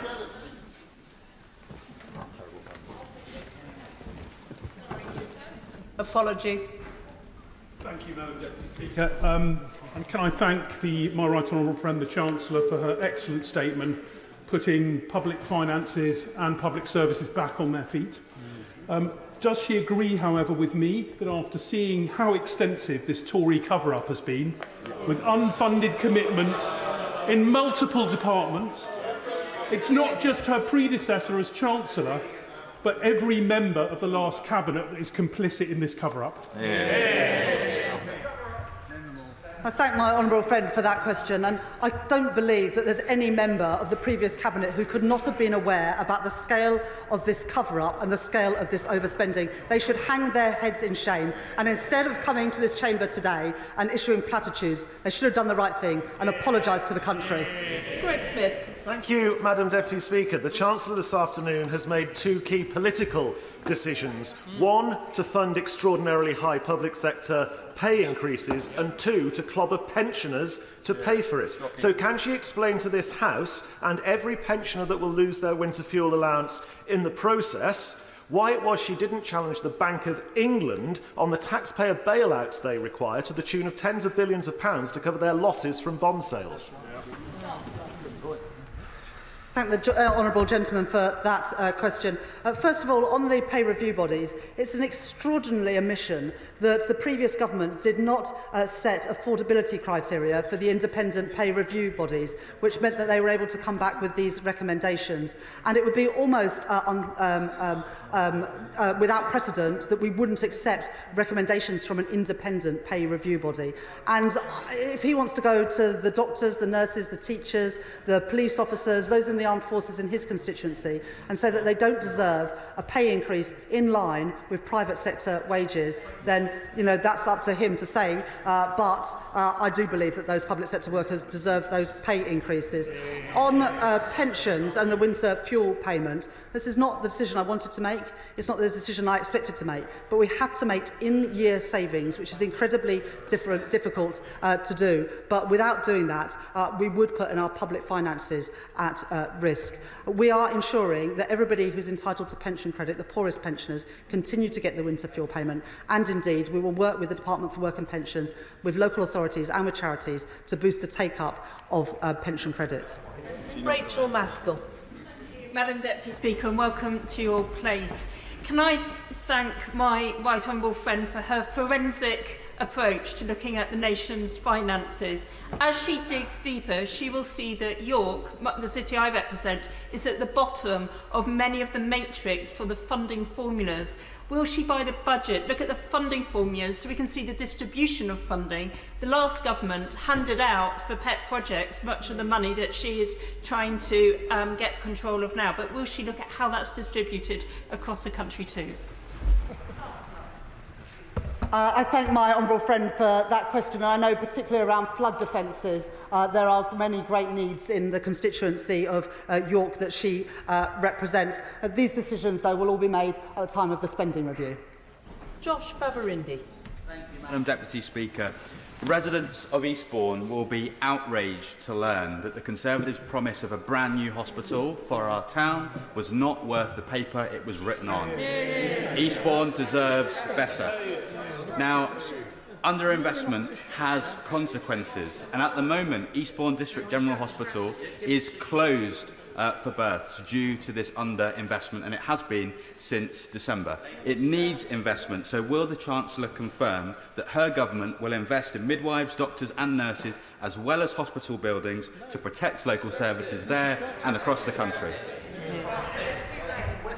I thank the honourable gentleman for that question. I can see on behalf of his constituents the frustration and anger that he feels that the previous government have let his constituents so badly down by not funding these hospitals that they promised. I can commit that my right honourable friend, the Health Secretary, will meet with everybody affected by this.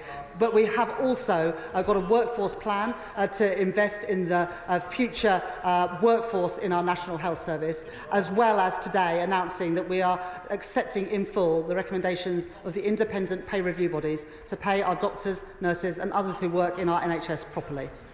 Torsten Bell.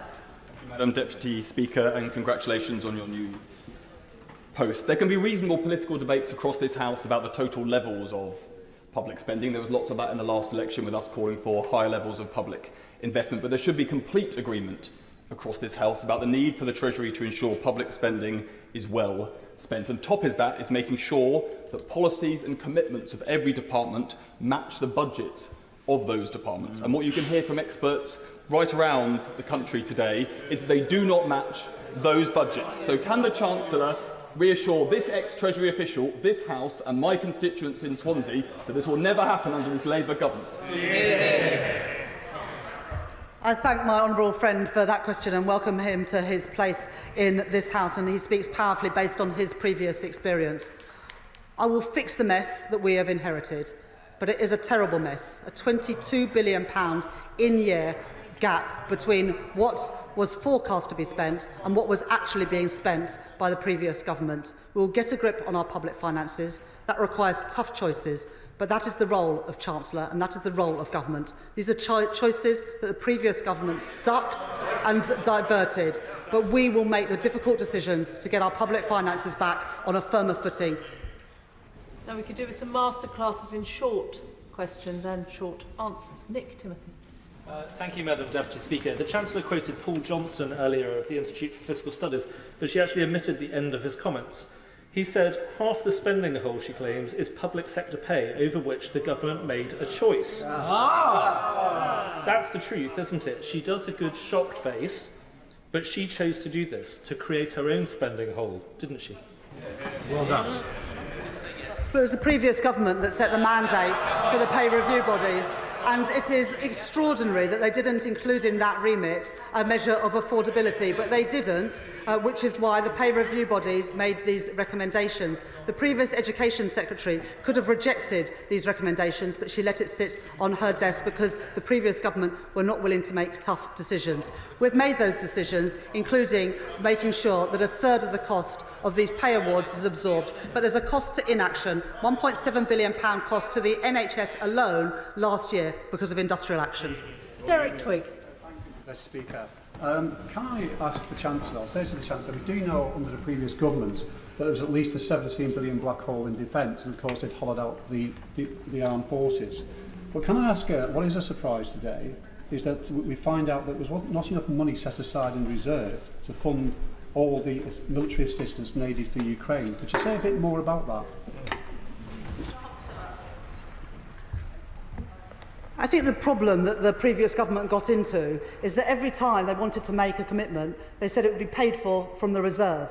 The problem is that by the time I came into the Treasury on the 5th of July, that reserve had been spent 3 times over, because they put so many commitments into that reserve that they couldn't afford them. That is the situation that we inherited. That's where the £22 billion black hole comes from, and that's why I'm having to make difficult decisions today to get a grip on the public finances.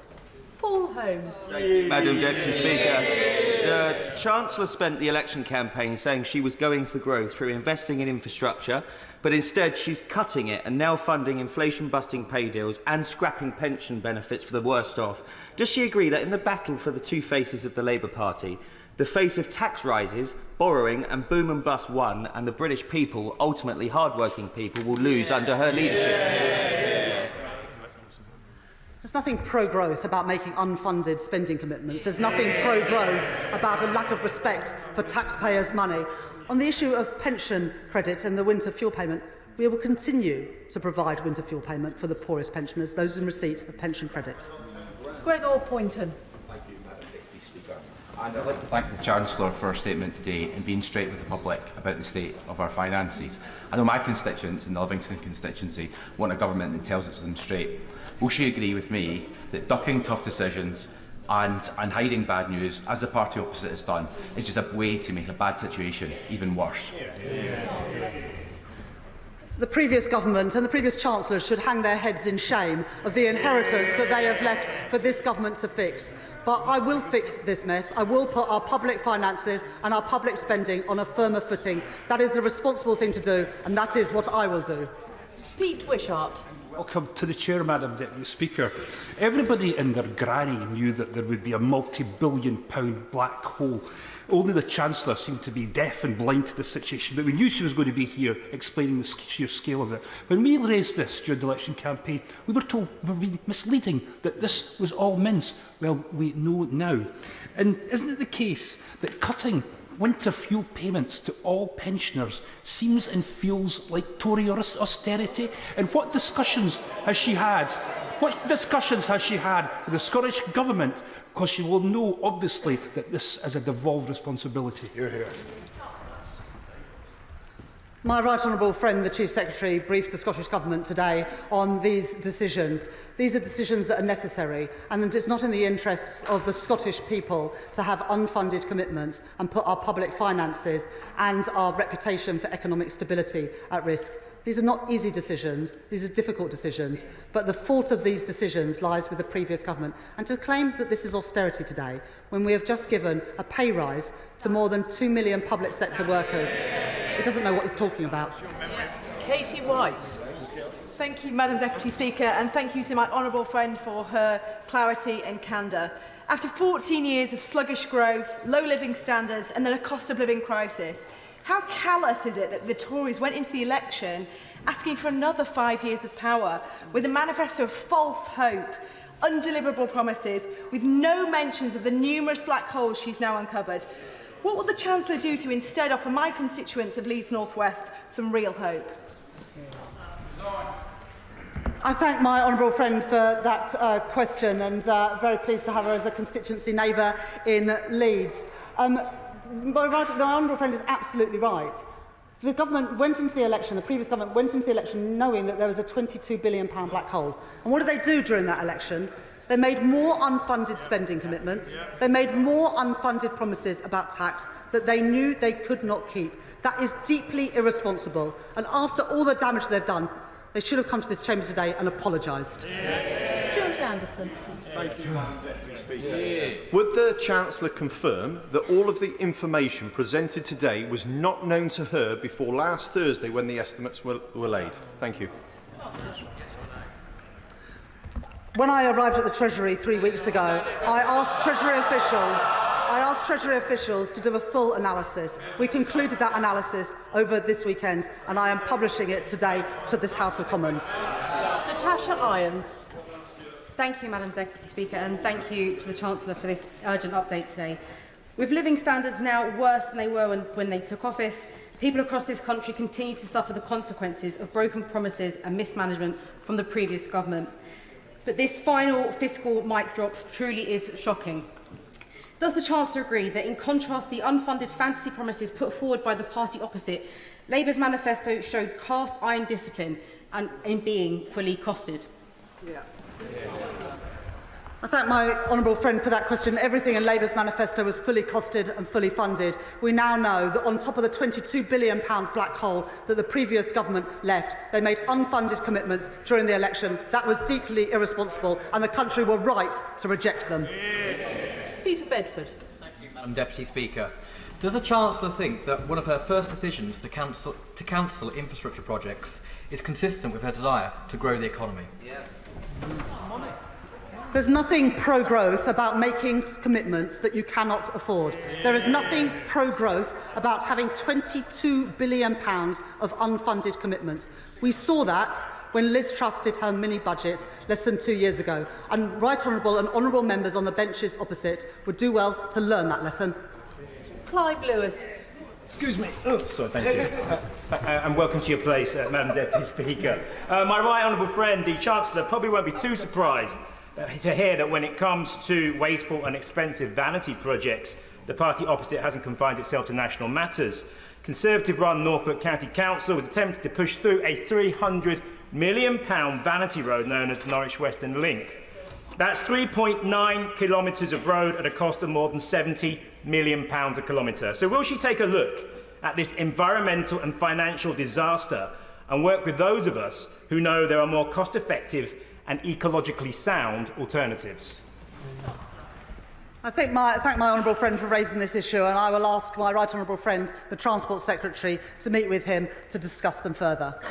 Ben Lake. The Chancellor's clarity on the state of the public finances, and indeed for confirming that the government will be accepting the recommendations of the independent peer review bodies. She explained that doing so incurs an additional in-year cost of some £9 billion, and the department will be tasked with savings of up to £3 billion. Can she outline whether she anticipates they'll have to cover the entire cost of the peer review recommendations, or does she anticipate the Treasury will need to make available additional funds to make up the shortfall? Here. I thank the honourable gentleman for that question. We have asked departments to absorb £3.2 billion worth of the pressures. That will be different based on different departments. We know that in health and education, for example, it will be harder to absorb those pay pressures given the huge challenges that health and education face. So it will be different by different departments, and we will be setting that out in the written ministerial statements from the relevant Secretaries of State. Dr Zubair Ahmed. Thank you, Madam Deputy Speaker. Can I thank my honourable friend, the Chancellor, for coming to this House and outlining the difficult decisions that she has had to take on behalf of us all. Decisions she would not have had to take were it not for the opaque fiscal negligence of the party opposite. Can she reassure me that a Labour government will always protect the vulnerable, and that under a Labour government, pensioners in this country will still be over £1,600 better off per year by the end of this Parliament? I thank my honourable friend for that question, and we were determined to protect the most vulnerable, which is why we made the decision to ensure that winter fuel payment would still be paid to the poorest pensioners on pension credit. But more than that, we will work with local government and with charities to increase the take-up of pension credit so that everybody who deserves the pension credit gets it, and with it, the winter fuel payment.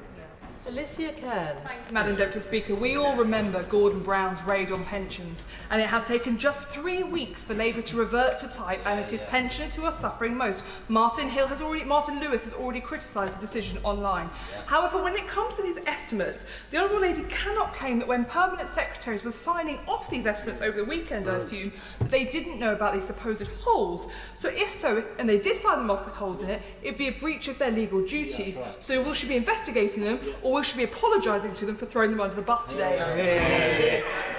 Instead of blaming civil servants, the Honourable Lady should blame the people who are really responsible, and that is the previous government. The country did the right thing, kicking them out 3 weeks ago. They never deserve to get their hands on power again.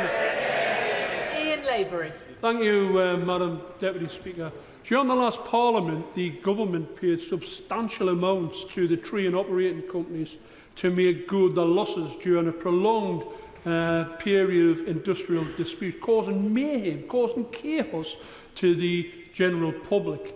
At the same time, the train operating companies paid huge dividends. They also paid the executives massive increases in bonuses. Can my right honourable friend say how much this actually cost the British taxpayer, and can she ensure that this never, ever, ever happens again? Yes, on page 5 of the Fixing the Foundation documents that we published today, it sets out the pressures on public spending on rail services, pressures that have emerged on rail finances, primarily due to weaker than expected recovery in passenger demand, as well as the cost of industrial action, has led to a pressure of £1.6 billion in this financial year alone. Christine Jardine. Thank you very much, and I'd also like to welcome Madam Deputy Speaker to her chair. Much of what the Chancellor says I welcome. No fresh income tax, national insurance, or VAT. But I'm sure the Chancellor will recognise the concern that many pensioners, particularly in the coldest areas of the country, will be feeling at her announcement of the withdrawal of winter fuel payments. And although she's saying that she will work on, bringing more people forward, encouraging people to sign up for credits, can she tell us how she's going to do that if she's also going to cut the government communications budget? Well, thank the Honourable Lady for that question. There's a couple of things that we're committed to do. First of all, a pension credit and housing benefit are due to be amalgamated. The previous government put that back.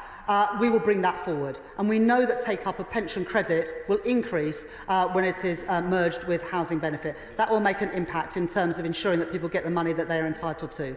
But we've also committed, as elderly people's charities have asked, for central government to work with local government to better identify people who are entitled to pension credit but aren't today claiming it. We want to make sure that everyone who's entitled to pension credit gets it, and with it the associated winter fuel payment. Joanna Baxter. Thank you, Madam Deputy Speaker. Can I ask my honourable friend, the Chancellor, if she agrees with me that one of the key failures of the previous Conservative government over the last 14 years was their failure to grow the economy?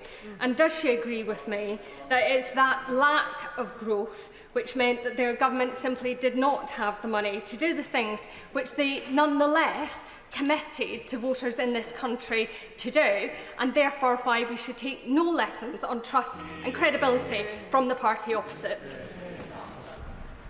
I thank my honourable friend for that question. If our economy had have grown at just the average rate of the OECD economies these last 14 years, our economy today would be worth £140 billion more. That would be worth £5,000 for every family in Britain, and would mean an additional £58 billion for our public services without increasing a single penny in tax.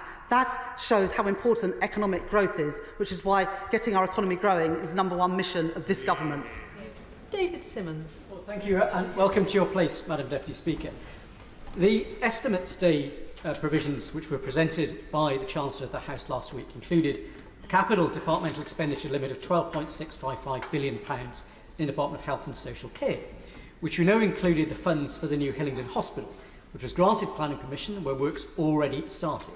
So can I ask the Chancellor of the Exchequer, does she stand by what she told the House in the Estimates Day debate, and on which we all relied when casting our vote? And can she therefore assure my constituents that that hospital project, which was fully budgeted for and where work has already started, will be delivered by this government? As the honourable gentleman knows, you have to publish estimates to be able to ensure that government funding continues. So we had to publish those mains estimates, but we will be presenting new estimates to the House based on the revelations that we have set out today. Were they accurate? Luke Murphy. Thank you, Madam Deputy Speaker. Can I express the anger that many of my constituents will be feeling, not just about the economic mismanagement and litany of broken promises of the party opposite, but the complete failure to be transparent, both with them and the British public at large? And can I ask the Chancellor what she has to say to the party opposite about the way they behaved in office? I thank the honourable gentleman for that question. And we've been now in the chamber for 1 hour and 40 minutes. And we have not had a single apology from any member on the benches opposite. They should have come to the chamber today and apologised. They have not done that. The country kicked them out of office 3.5 weeks ago, and we can tell why. Lucy Rigby. Thank you, Madam Deputy Speaker. Can I point out to certain members in the parties opposite who might question the difficult decision the Chancellor has taken to restrict the winter fuel payment to those on pension credit? This has been put forward by the Conservatives and the Lib Dems in recent manifestos, and the Scottish Government's own anti-poverty advisory body has stated that the instrument as it stands, and I quote, is extraordinarily poorly targeted as regards addressing poverty. So does the Chancellor agree that whilst difficult, this decision is a sensible step towards fixing the huge Tory black hole in our public finances? I thank my honourable friends for that question. None of the decisions that we've made today were easy. None of them were decisions that I wanted to have to make. But leaving unaddressed a £22 billion in-year hole in our public finances was not an option. We saw what happened when a previous Prime Minister and Chancellor played fast and loose with the public finances. I will not do that, which is why today I've been honest with this House about the scale of the inheritance we now have to deal with and the necessary decisions, including on winter fuel payment, that I've had to take today. Alberto Costa. Thank you, Madam Deputy Speaker. Richard Mitchell, the Chief Executive of Leicester Hospitals, has emailed me only a few days ago asking for a meeting about the new hospitals programme. Now, putting aside the politics to this, would she help arrange a meeting with Labour and Conservative MPs of Leicester and Leicestershire to discuss this matter alongside the Chief Executive of Leicestershire Hospitals? I thank the honourable gentleman for asking that question, and my right honourable friend, the Health Secretary, has agreed to meet with all MPs affected, and of course he will also be talking to people who run our health service to make sure that we can put right the mistakes made by the previous government. Anna Sabine. Madam Deputy Speaker, constituencies across the South West, including my own, have waited years for final confirmation of plans to improve the A303 with a tunnel, a vital piece of infrastructure for our local communities and our regional economy. We now learn that due to mismanagement of public finances by the previous government, those plans are under severe threat. This is a hammer blow to our constituents who have waited so long. Will the Chancellor meet with me, with my regional Lib Dem colleagues and with the local communities who will be affected by this news? I thank the honourable lady for that question, and I understand her frustration and anger on behalf of her constituents that today we had to be honest about the scale of the inheritance we face. There was no money allocated for the A303 by the previous government, despite them saying it was going ahead. That is the state of affairs that we inherited, and I'm sure that my right honourable friend, the Transport Secretary, would be happy to meet with you and colleagues to discuss this matter. Jonathan Brash. Thank you, Madam Deputy Speaker, and can I thank my right honourable friend for outlining the Conservative cover-up this afternoon, for which they should apologise. One of the most shocking things to hear this afternoon is the repeated, constant criticism at the idea of paying public sector workers properly. Can I ask my honourable friend, with the election of a Labour government, that the days of scapegoating public sector workers on public finances are over? Yes. I know how hard teachers, doctors, nurses, our armed forces, our police officers and prison guards work to keep us all safe, healthy and educated. They deserve the pay awards that we have announced today. And it was the independent pay review bodies that recommended those pay increases. It would be extraordinary not to honour those, and we have honoured them today. Bobby Moore. Thank you, Madam Deputy Speaker, and can I welcome you to the Chair. Madam Deputy Speaker, during the general election campaign, the now new Health Secretary and the local Labour Party in Keighley and Ilkley told my constituents that they were fully committed to delivering the full rebuild of Airedale Hospital in my constituency, one of those hospitals which struggles with aerated concrete, following my efforts to secure the full funds. With millions of pounds now being spent on the project and works well underway, can I seek reassurance from the Chancellor that this new Labour government will not deny my constituents their right for a full new rebuild of the Airedale Hospital? The honourable gentleman say he has secured the funds. He did not secure the funds. The money was not there, which is why I'm having to make this statement today. I share his frustration and anger, but that frustration and anger should be with the previous government who did not fund these schemes. Jake Richards. Madam Deputy Speaker, my constituents will be really concerned about the revelations that the Chancellor has set out to the House this afternoon.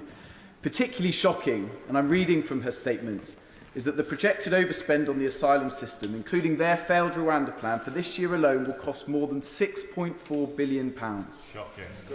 Does my right honourable friend agree that instead of chuntering and shouting, a period of reflection would be best served the Conservative Party and an apology to the country that they've let down?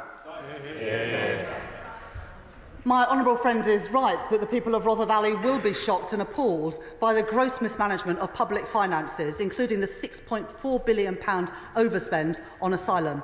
That is why we are getting a grip of the public finances and public spending to put them on a firmer footing. Kit Malthouse. Congratulations on your ascension, Madam Deputy Speaker. Madam Deputy Speaker, the Right Honourable Lady said she's very keen on transparency. Could she just confirm to the House that she did have extensive access talks with senior civil servants in the Treasury in the run-up to the general election? And it might be helpful for transparency purposes if she could lay the minutes of those meetings in the House of Commons for the rest of the House to understand. But I'm also very concerned about this issue of misleading estimates being laid before the House.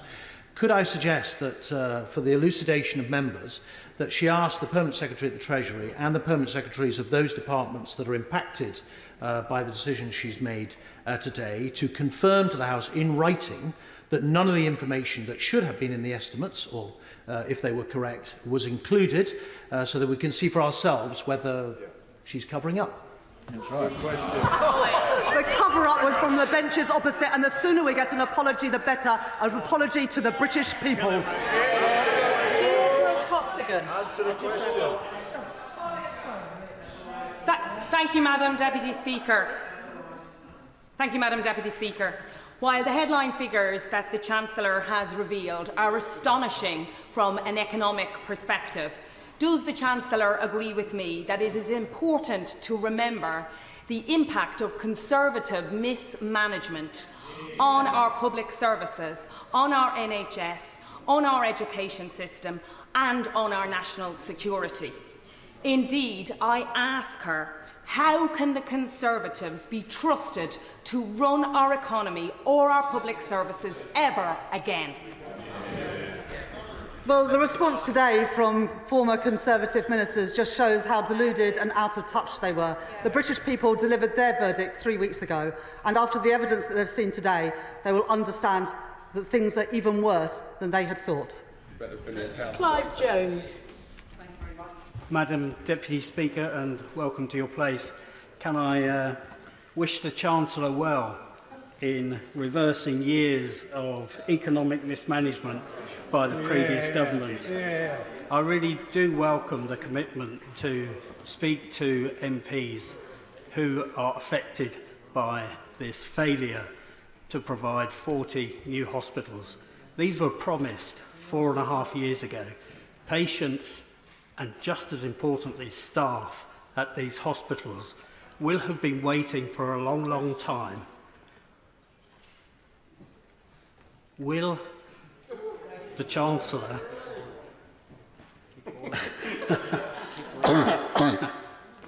will the Chancellor make sure that there is a decision very soon so that we do not have to wait another 4.5 years for the staff and the patients to know what is happening with their hospital? I thank the honourable gentleman for his question, and I share his frustration, anger and disappointment that the promises that were made by the previous government are now turned out to be built on sand. The money simply wasn't there. The decisions that we're having to take today are not easy decisions. They're not the decisions that I want to make, but we have to put our public finances on a firmer footing. That is essential. My right honourable friend, the Health Secretary, will meet with the honourable member and others affected by this as soon as it's possible to talk through what the next steps will be to make sure that all of our constituents have the public services, including the hospitals, that we rightly deserve. Oliver Ryan. Madam Deputy Speaker. The brass neck of the benches opposite is astonishing. It's astonishing after what we've heard from the Chancellor today. The residents that I have in Burnley, Padiham and Briarfield will be so disappointed to hear of what she's uncovered in the Treasury. This mismanagement that we've heard over the last 14 years, it was to be expected anyway. Does she agree with me that the now Shadow Chancellor should apologise, and if he won't do that, he should resign?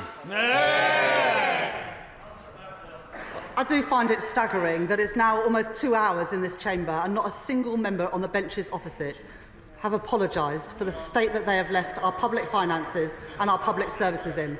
It's fallen on this new government to address these challenges. We will rise to that challenge, but it never should have been left in this state. Saki Batty. Madam Deputy Speaker, I welcome you to your seat. The Chancellor spoke about the need to lay the estimate. Obviously really important, but the legal duty is not just to lay it, but also for it to be accurate. And the Chancellor, she's right, we've been here for nearly 2 hours, we haven't got an answer to this question. What did she know? When did she know it? Did she know any of the information that she's laid today before the estimates were laid? Please answer the question. I've done more in 3.5 weeks to get a grip of our public finances than the previous government did in 14 years.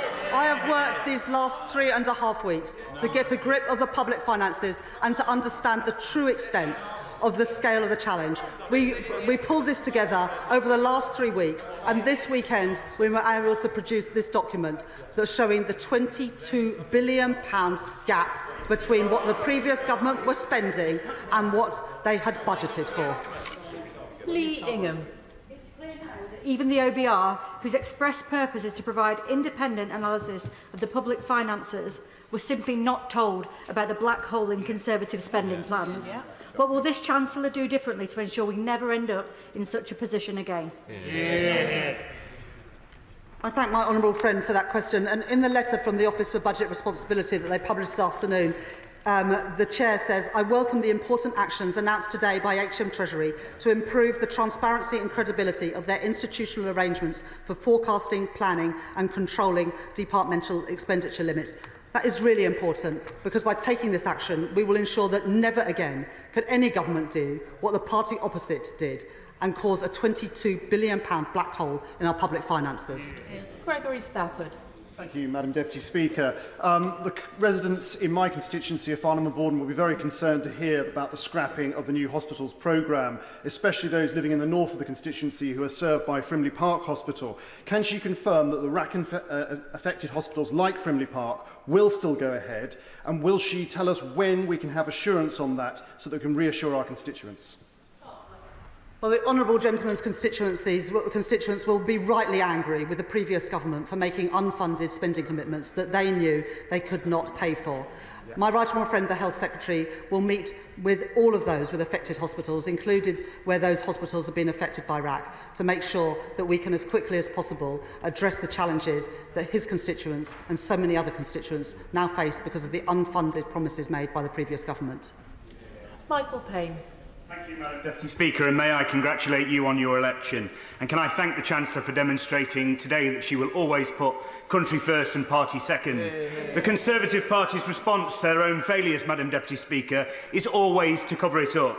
From Partygate to the state of our prisons, and now back here, our public finances, the black hole that has been revealed today. What will my right honourable friend, the new Chancellor, do differently?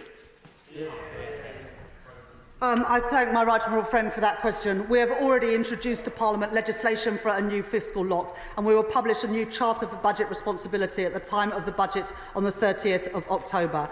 I've set out new institutional changes that I've given to the Office of Budget Responsibility to ensure that never again can a government withhold information from this House and from the country, and indeed from the Office of Budget Responsibility.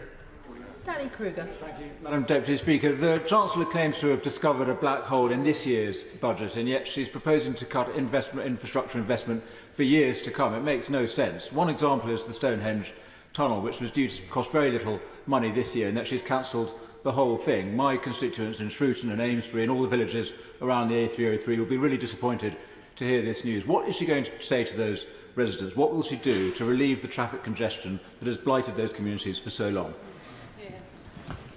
Well, the honourable gentleman's constituency will rightly be annoyed with the previous government for saying that they were going to go ahead with this A303 work but not budgeting a single penny of money for it.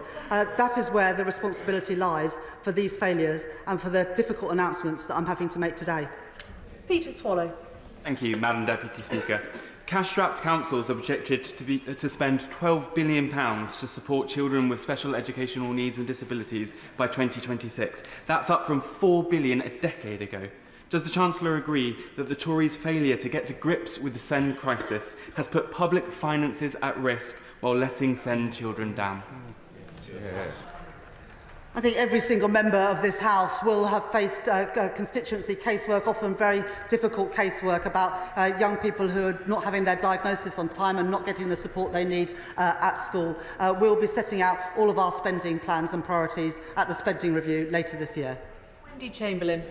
Very much, Madam Deputy Speaker, and can I welcome the Chancellor of the Exchequer and our team to their place. I'm concerned that I haven't seen anything in either the Chancellor's statement or the accompanying report in relation to 1950s women who suffered maladministration on their pensions. The PHS Ombudsman, who we all utilise as constituency casework MPs, were quite clear that that maladministration was suffered. So can the Chancellor confirm, is she considering the report? Will she provide a statement before the budget on the 30th of October?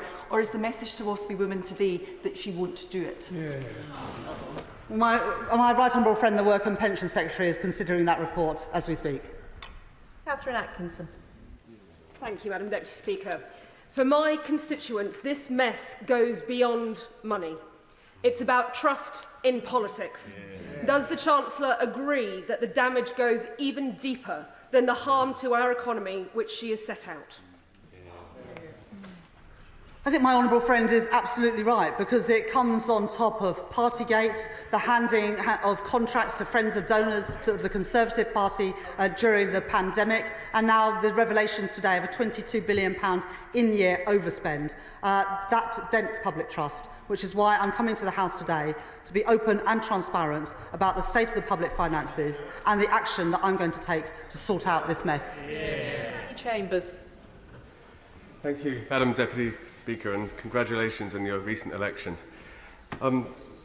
My training as a veterinary surgeon and my work in public health programmes around the world have taught me it is always more cost-effective to keep people healthy rather than treat them when they get sick. And Winchester, the hospital we have in Winchester, is a really good example where 20% of people in the A&E department are there because they can't get a GP appointment. You've got people there because they've got tooth-root abscesses because they can't get dentist appointments, and 30% of people there on a mental health crisis, often already on a waiting list. Will the Chancellor agree with me that when finances are so stretched, there won't be the temptation to view primary care as a cost to be cut, but actually dentists, doctors, public health and mental health is actually an investment that will make the NHS more efficient and be better for patients and better for the taxpayer in the long run?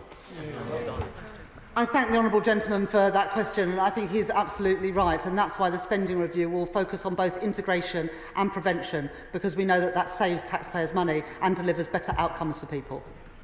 Matt Termaine. Thank you very much, Deputy Speaker, and congratulations on your election. I'd like to thank the Chancellor for her candour in the statement to the House this afternoon. My constituents are going to be bitterly disappointed by the consequences of the announcement that has been made, particularly in relation to the rebuild of Watford Hospital.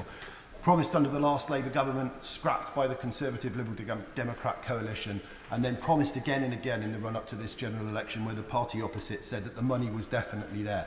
Can the Chancellor tell me where was the money? I thank my honourable friend for that question. I think we've heard today that honourable and right honourable members right across the House campaigned in good faith on projects that they thought the money was there for, and the money simply was not there. And we cannot go on like this, which is why I've been open and transparent and honest about the state of our public finances and the £22 billion black hole that the previous government have left. My right honourable friend, the Health Secretary, will meet with my honourable friend, member for Watford, and all MPs who are affected by the problems left by the previous government. Johnson. Thank you, Madam Deputy Speaker, and congratulations on your new role. This Labour government has chosen to take the winter fuel payment away from the pensioners. The Honourable Lady does say that she will keep it for those on pension credit, but the threshold for that is very low, and that means that someone with an income of just £220 per week may find themselves receiving nothing. It is long established that being cold increases ill health among vulnerable people. So what estimate has she made of what her changes will cost the NHS? Good question. I thank the honourable lady for that question. Pension credit is paid to a single person who has an income of just under £12,000, and for a pensioner couple of just under £18,000. And we will indeed keep pension credit for the poorest pensioners and boost take-up of pension credit to ensure that everybody who's entitled to it gets it. But we cannot make promises. The previous government should not have made promises without being able to say where the money is going to come from. That is the road to ruin. We saw that with Liz Truss, and I'm afraid it was repeated under the current Leader of the Opposition and the current Shadow Chancellor. They should hang their heads in shame for what they have done to our public finances and to our public services. Luke Charters. Thank you, Madam Deputy Speaker. The OBR Chair letter referenced earlier suggests we could now be facing one of the largest ever year-ahead expenditures outside of a pandemic. This level of cover-up would never be tolerated in the private sector. Does my right honourable friend agree with me that this is exactly why my constituents in York Outer deserve transparency about the state of the public finances? Well, my honourable friend speaks powerfully on behalf of his constituents in York Outer. They voted for change because they were sick and tired of the unfunded commitments, the broken public services, the deterioration in living standards after 14 years of Conservative government. And today they've found the legacy that the previous government left is even worse than we could have anticipated, with a £22 billion black hole in the public finances. Gideon Amos.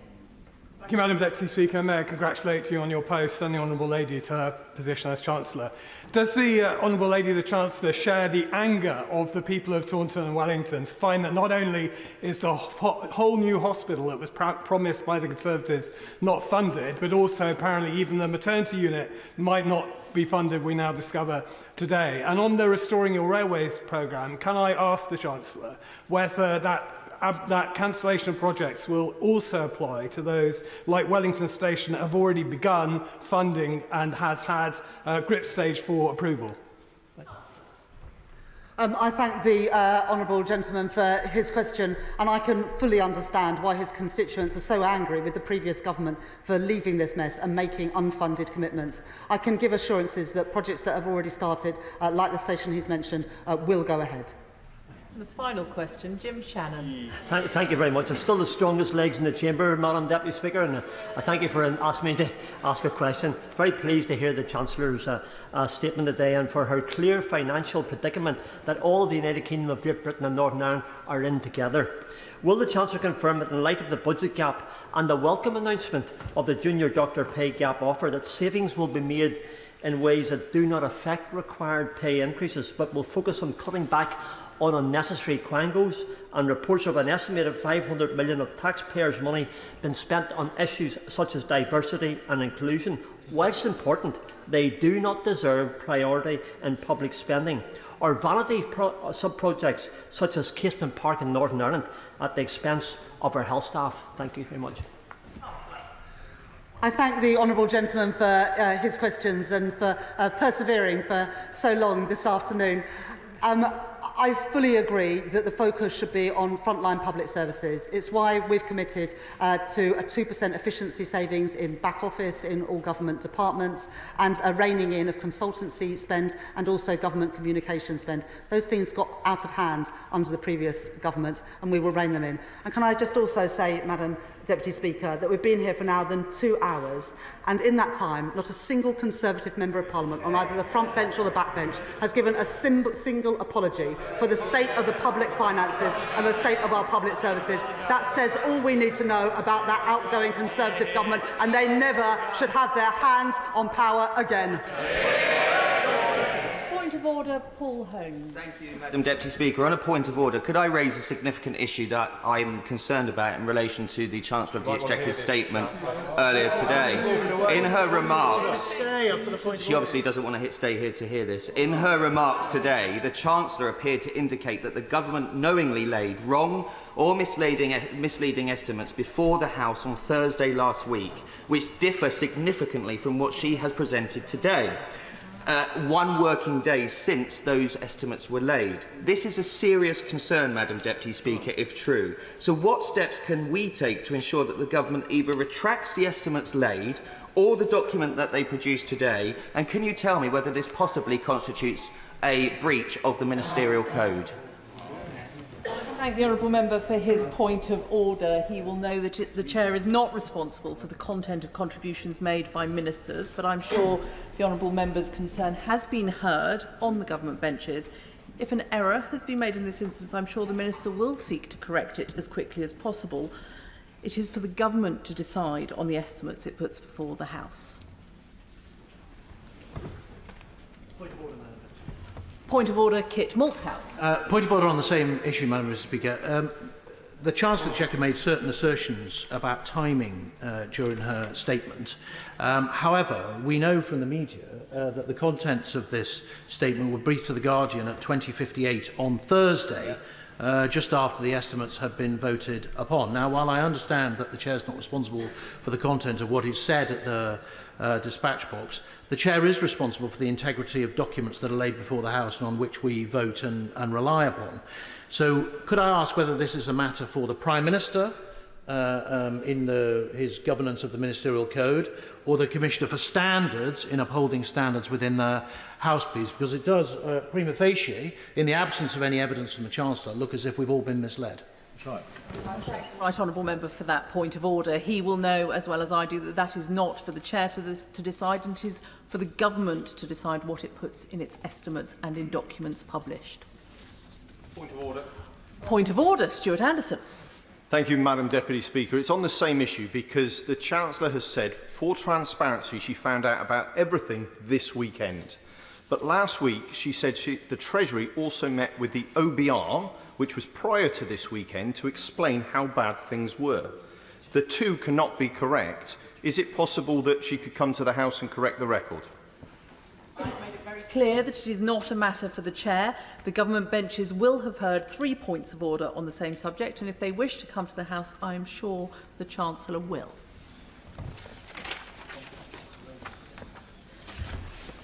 The clerk will now proceed to read the orders of the day. Passenger Railway Services Public Ownership Bill, second reading. No. Minister to move second reading. Thank you, Madam Deputy Speaker, and I beg to move that this bill now be read a second time. At the general election, when millions of people called time on years of dysfunction, disruption and decline, they demanded change. Not only in how this country is governed, but in how it works. Because for too many, from our economy to our public services, this country simply does not work anymore. The things we rely on are letting us down too often. Lifelines have turned into liabilities.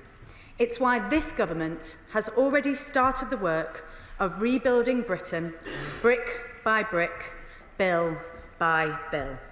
5 transport bills in this year's King's Speech show not just the scale of our ambition, but how transport is at the heart of our plans for change. growing the economy, becoming a clean energy superpower, making our streets safer, spreading opportunity, rebuilding our NHS. Whatever this government's mission, transport is now mission critical. Yeah, very happy. Thank you. I'm very grateful she gives way so early in her comments. In South Leicestershire, there is a very controversial planning proposal which is sitting on her desk as we speak. It's for the Hinckley National Rail Freight Interchange. Now, I'm for rail freight interchanges, but the issue about this one, which has united Labour, Liberal Democrat and Conservative politicians in and around the area, is that there are around 5 other rail freight interchanges within a 30-mile radius.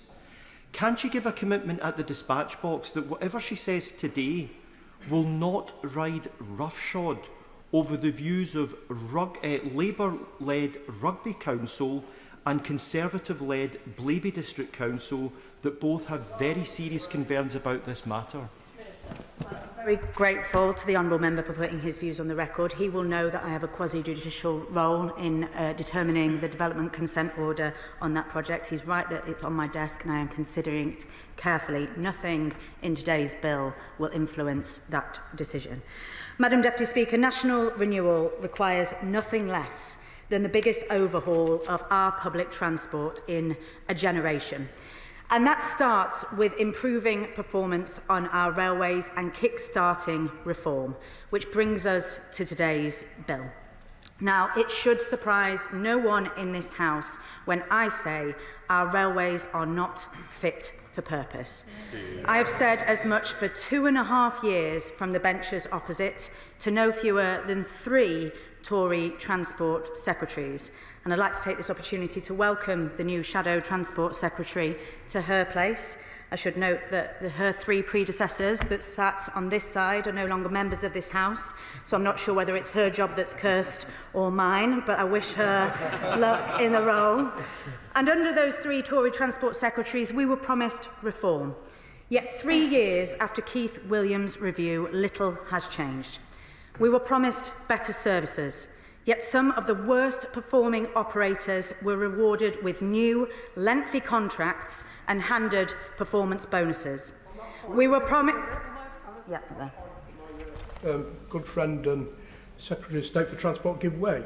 On that point, Avanti, when can we expect to see the shambles that is Avanti actually kicked into touch and returned into public ownership? I would certainly welcome that, and so would lots of Northerners up and down the country. Very grateful for that intervention. I had a feeling he might be mentioning Avanti. He knows my views on Avanti, and they were one of the first meetings that I held as Secretary of State. I called them in as one of the worst performing operators with their Network Rail business unit, a meeting that was not held by any of my 3 predecessors whilst I was in the role as Shadow Secretary of State. I made clear that the levels of performance will not be tolerated, and we will be using all measures under their national rail contract to hold them to account, and that does not exclude terminating that contract before it expires if they default. Now, we were promised HS2 to Manchester, yet that was axed, in Manchester no less, leaving a West Coast main line that is now bursting at the seams. And meanwhile, passengers continue to suffer with overcrowded trains and poor facilities, record high cancellations with almost 1 in 3 trains late, some of the most expensive fares in Europe, and regular bouts of industrial action. First of all, can I welcome the Minister to her place and wish her well in the new role that she undertakes, and for bringing this forward for the modernisation of the railway. I make a plea, if I can, for those who are disabled in particular. And all the time we've had debates in this chamber, Madam Deputy Speaker, whether it be adjournment debates or on railway, the issue of disabled access has come up over and over again. So on behalf of those people, does the Minister not agree that disabled access at all railway stations should be a bare minimum and must be a priority when we're having commuters who must still take private taxi hire to get to a wheelchair-friendly station? And further, will the Minister not agree that rural communities should not be disadvantaged by the closure of small stops in order to provide more streamlined timings? Thank you so much. Very grateful to the honourable member and marvel, as I always do, at his ability to find something of interest and relevant to whatever the debate at hand. He's absolutely right. Accessibility is far too often overlooked, and we have made clear in the plans we set out ahead of the general election that accessibility will be one of the key measures against which we hold eventually Great British Railways to account. It is undignified the way that people with accessibility needs are treated by our public transport system. Yeah. Madam Deputy Speaker, the broken model that our railways relies on is holding back talent, holding back opportunity, holding back Britain, and it must be fixed. And we're wasting no time in doing so. By amending the Railways Act 1993, today's bill will fulfil one of our central manifesto commitments to bring rail passenger services into public ownership. It overturns the privatisation of the John Major government, and it allows us to take action as soon as contracts expire or earlier if operators default on those contracts. It is a sensible approach, ensuring taxpayers don't fork out huge sums to compensate operating companies for ending contracts early. Public ownership will become the default option for delivering passenger services instead of the last resort. First of all, can I congratulate my right honourable friend on her appointment as Secretary of State and thank her for bringing this excellent bill. Since becoming the operator of last resort, TransPennine Trains, which had been one of the worst performing rail companies, became the most improved operator. So will this public ownership of rail bill mean that passengers on South Western Railway will see the same level of improvement, and how long will it take? Very grateful to my honourable friend's intervention. She's absolutely right that we've seen immediate improvements on bringing previously privately run operators into public ownership. But we can go further still, and that's the benefit of taking the two-prong approach that I will set out later in my speech. But she should be on no doubt that South Western will be brought into public ownership, and all contracts remaining will be done so within the first term of this government, and ideally within the first 3 years of this bill receiving royal assent. We will act swiftly. And Madam Deputy Speaker, I've no doubt we'll hear plenty of voices from the benches opposite labelling this as an ideological move. Those accusations are way off the mark. There is nothing ideological about fixing what's broken and about reforming what doesn't work. But my honourable friend, give way. Yeah.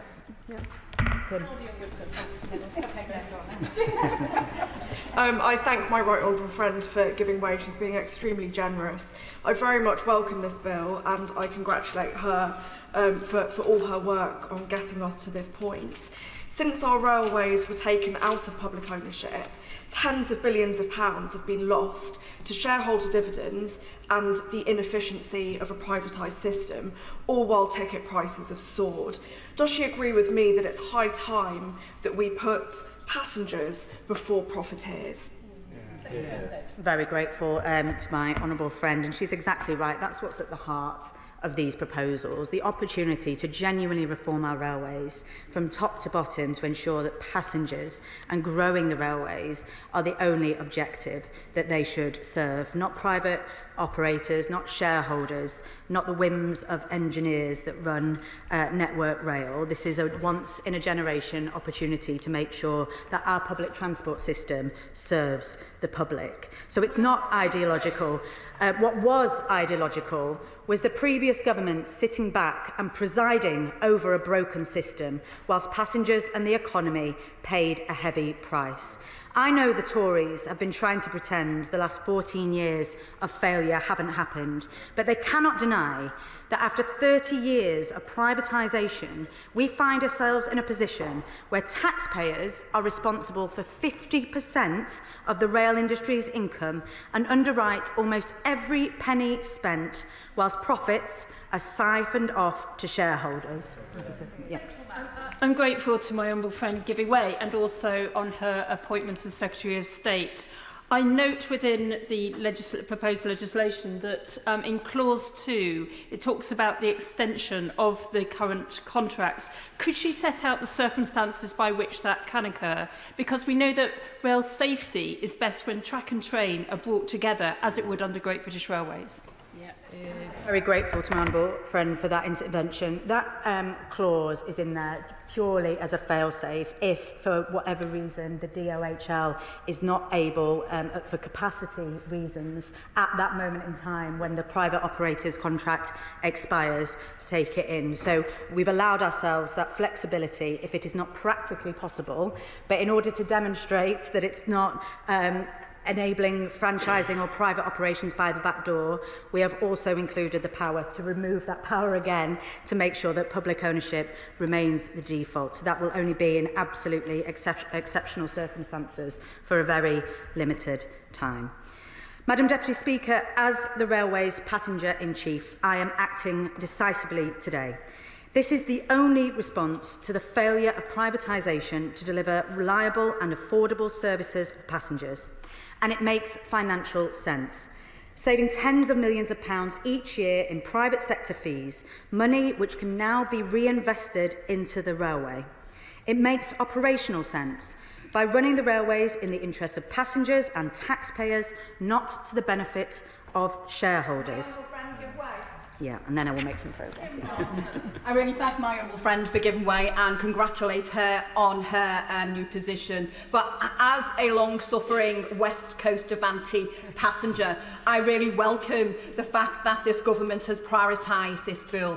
But would my honourable friend agree with me that workers should not be outsourced who work on the railways? And could she say a little about what she intends to do to achieve that going forward?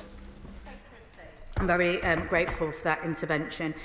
Network Rail has done a considerable amount of work over the last few years at looking in sourcing, and I will ask them to do a more comprehensive review to see if there is further that they can do. And as private operators are brought in, they will absolutely consider the position of their contracts and supply chains as well, to ensure that they are delivering the best possible service for passengers. She raises a very important point. The case for public ownership should not be controversial. After all, rail infrastructure was brought into public ownership by the last Labour government following private sector failure. European neighbours, including Germany, France and Spain, all have models of public ownership. And indeed, the architect of the previous government's rail reform plan endorsed Labour's plans ahead of the general election. And as has been said, 4 franchises, Northern, TransPennine, South Eastern and LNER, are already in public hands and have seen some improvements. Take TransPennine, still far from perfect. As someone who relies on it, I accept it is far from perfect, but overseeing a fall in cancellations from 20% in January 2023 to around 5% since it was taken into public ownership. Or LNER, who recently achieved a financial surplus which was returned to the taxpayer. Bringing the remaining 10 operators under public control will take time. But as Passenger-in-Chief, I am putting them on notice. I will not tolerate the status quo. I will not hesitate to demand improvements, and I won't be afraid to rip up contracts early if operators default on their obligations to the public. Madam Deputy Speaker, today's bill means the railways will finally be run for the public, by the public. But owning the house is just the first step. Next, we must fix the crumbling foundations. That means fundamental reform. No ifs, no buts. We will set up Great British Railways as a new directing mind, running the network, both track and train, as one integrated system. Will finally put an end to the fragmentation and waste which makes our railways one of the least efficient, the spiralling costs and falling revenues, the competing interests and industry inertia, and we will build a growing, innovative railway relentlessly and single-mindedly focused on passengers. There's no questioning the benefits at stake, because GBR will take a whole system view. We'll be able to simplify the overly complex fare system so passengers are confident they're getting the best value. We'll take aim at overcrowding by moving rolling stock to where it's needed in the network. We'll end the piecemeal approach to innovation and roll out benefits like digital pay-as-you-go and digital season tickets. And we'll put accessibility at the core of our rail offer so passengers with disabilities can expect a consistent level of service. Of course, change like this does not happen overnight. It's why setting up GBR and delivering our plans in full will be the focus of separate legislation later in the session. But we won't sit back and wait for that legislation to be on the books. We plan to use every lever available to us to urgently improve services for passengers. That includes creating shadow Great British Railways, which will focus squarely on driving improvements in the short term, from ticketing to better services. This is a crucial next step, putting passengers back at the heart of the railways and firing the starting gun for reform. Yes, just before I conclude. I thank the Secretary of State for giving way, and I'd like to ask her what benefit this bill will bring to my constituents of North Cornwall, who currently don't have a single railway station. Please could the Secretary of State explain to my constituents what mainline train services will be coming to towns in North Cornwall, such as Bude, Bodmin, Weybridge and Launceston? The Chancellor set out today, will be reviewing absolutely not just the previous government's unfunded, underfunded and in some places cancelled capital projects, but will be absolutely taking forward an integrated long-term infrastructure strategy. I'd be delighted to meet with him to talk about the needs facing his constituents. Madam Deputy Speaker, when I became Transport Secretary, I told the department that we had a new motto: to move fast and fix things. Today's public ownership bill, the first major piece of legislation under this Labour government, shows we are doing exactly that. The 30-year privatisation experiment has failed. Passenger satisfaction remains too low whilst costs soar. Even before the pandemic, half of all trains in the north of England were late. All of this failure has consequences. Communities cut off, talent stifled, ambition limited. It leaves Britain stuck in the sidings, unable to realise this government's mission of economic growth. Today, we start the work of repair, bringing our railways back into public service, restoring pride to an industry we should be proud of, and taking back control so that our railways finally work for everyone wherever they live. In this mission, I am absolutely determined, and I commend this bill to the House.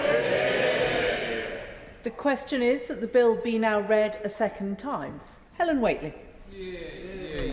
Thank you, Madam Deputy Speaker, and what a pleasure it is to speak with you in the chair. Congratulations on your election. It is my honour to respond to the first bill this new government is putting before the House, and I see it as an opportunity to set the tone for how we will act in opposition. We're not going to oppose for the sake of it. And I don't believe you will find a single person on either side of this House, the public, those working on the rail network, or indeed even those running the train companies, who would say everything is as it should be with our rail system. We are in no doubt. Rail needs reform. COVID fundamentally changed the way we travel. Far fewer people now commute 5 days a week. The contracts that were brought in to save the railways are now stifling the companies they kept afloat, and the Treasury is subsidising the day-to-day running of the network to the tune of £3 billion a year. So things need to change. That's why we in government commissioned a landmark review into our rail system. Now, I welcome that Labour are taking forward our plan for Great British Railways, the product of that review.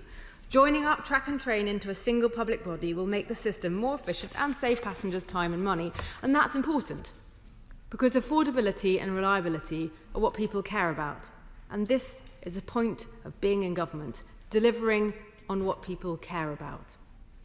Madam Deputy Speaker, I am worried about what this legislation tells us about how the Labour Party plan to act in government. A worry I had when I first saw this bill, but multiplied many times over by the statement we heard from the Chancellor earlier, which I will come to later. But the problem with this bill is that it seems to be based solely in ideology.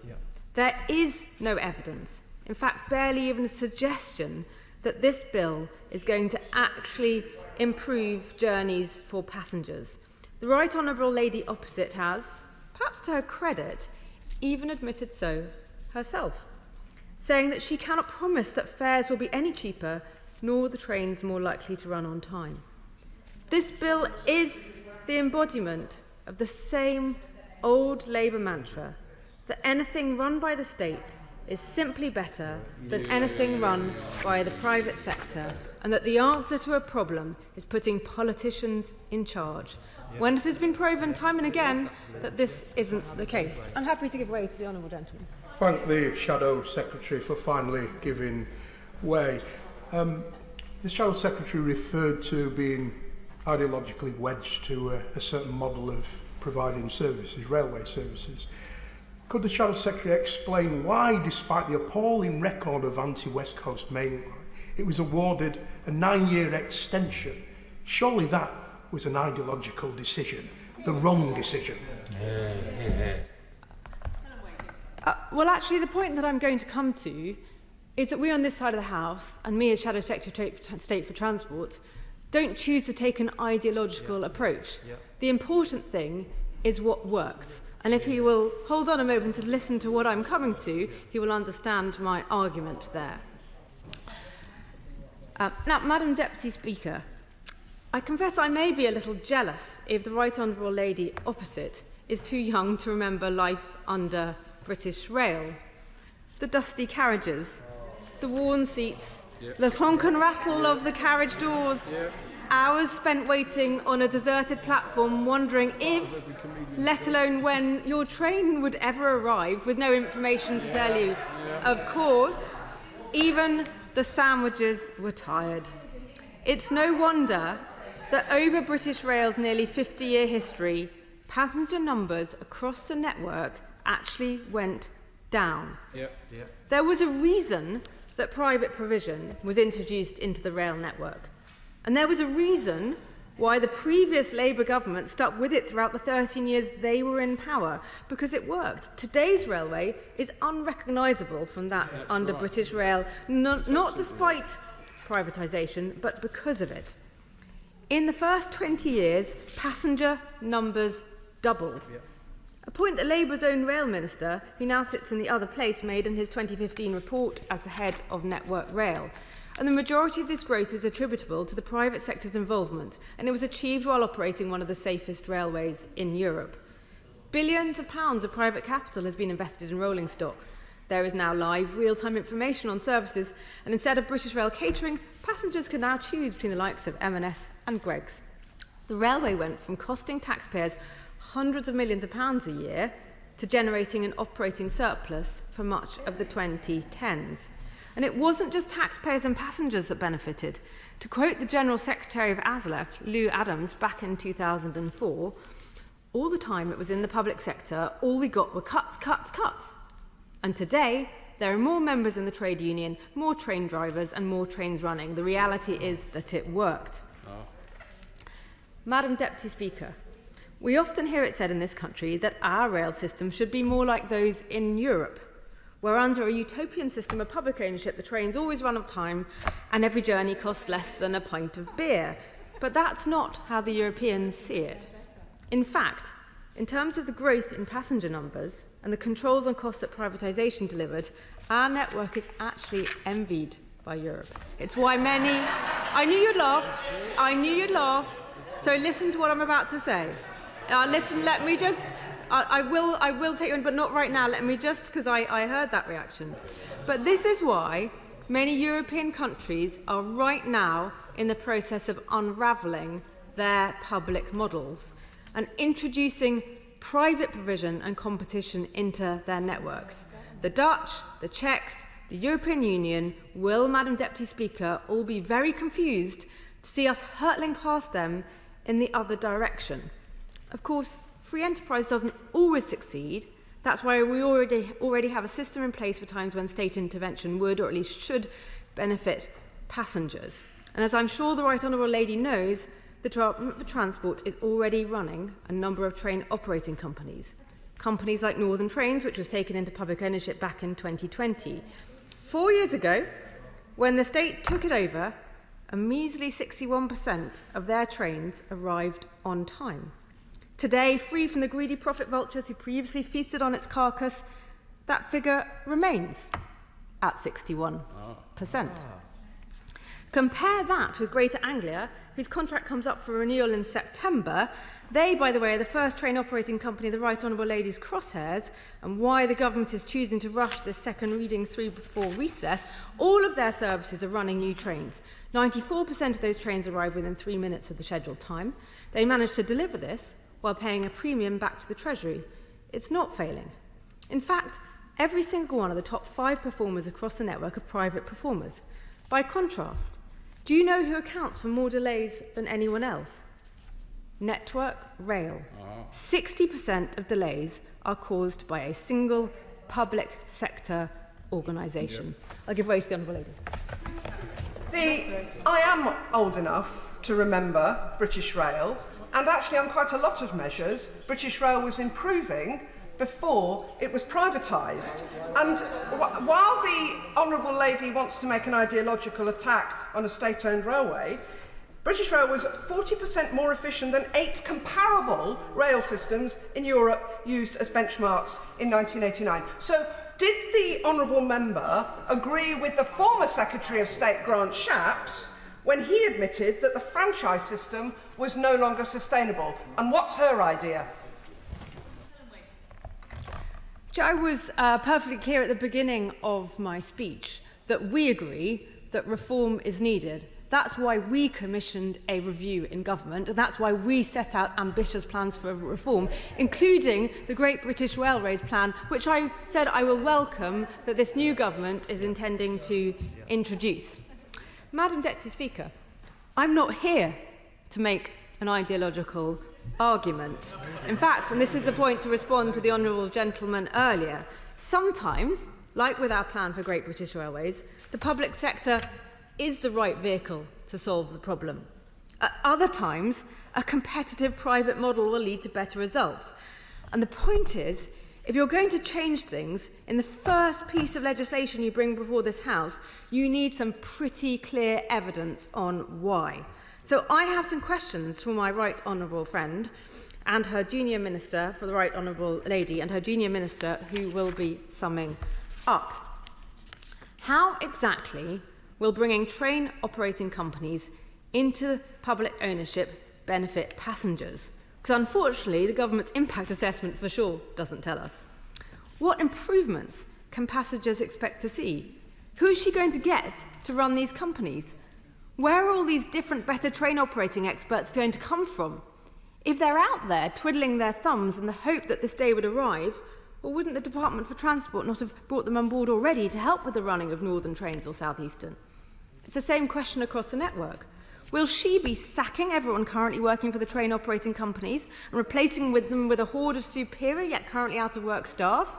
Or, as I expect, will passengers simply encounter the same group of people in a different colour shirt? For what we need to hear is what tangible difference is this going to make for passengers? Because if the answer is nil, then there are lots of other things she could be doing with her time, like prioritising the Railways Bill, the piece of legislation that is actually going to make a difference to how passengers experience our railways, with simpler tickets, joined-up decision-making and efficiency savings that can be passed on to passengers. Or like modernising working practices, instead of bending over backwards to the unions, as reports are suggesting she has already done. How does she think that creating a single employer and in the process uplifting every rail worker's terms and conditions to the least favourable for passengers will benefit the network? Or she could start by saving the train manufacturer Hitachi, something that, when in opposition, she said she could do with a stroke of a pen. I notice that it's been 3 weeks, and that pen is yet to materialise. Perhaps she no longer takes for granted the work her predecessor did, saving the Alstom factory in Derby. Or she could prioritise investment in the network, like the $100 billion we spent improving the railways since 2010. And on that point, I feel for her. I know what it's like to argue with your Chancellor because you want investment in something and not win the argument. And it's clear from the statement we heard earlier from the Chancellor that she lost the argument pretty catastrophically. Yeah. That rather than setting out to reform welfare or control public spending, the Chancellor opted to slash a host of transport infrastructure projects and is now going to review all transport infrastructure plans, putting the entire transport pipeline into chaos, letting down communities across the country, letting down a fair few of her new colleagues too, who will be dismayed to find that they campaigned on false promises to the electorate, that their pledges to invest in economic growth and not to raise taxes were not even worth the glossy paper their leaflets were written on. And while I know what it's like to lose an argument with the Chancellor, I don't share the experience she and many of her colleagues will now be going through of changing their tune just 3 weeks after they were given a mandate by the electorate and less than 2 weeks after their party leader said that trust is a new battleground of politics. It seems like he has given up that battle already. But all the same, I welcome the Right Honourable Lady to her post, and I do genuinely wish her well. I will gladly offer my support to anything she does to make our railways more reliable and more affordable. This bill isn't going to do that. It's a rush piece of left-wing ideology. The evidence, both here in the UK and across Europe, shows that an effective public-private model where the incentives are properly aligned delivers more choice, more passengers and greater efficiency. Now, over the next few weeks of recess, she and her team will have some time to reflect and reconsider. And I hope they will return in the autumn with a bill that jettisons the baggage of ideology and takes up the mantle of evidence.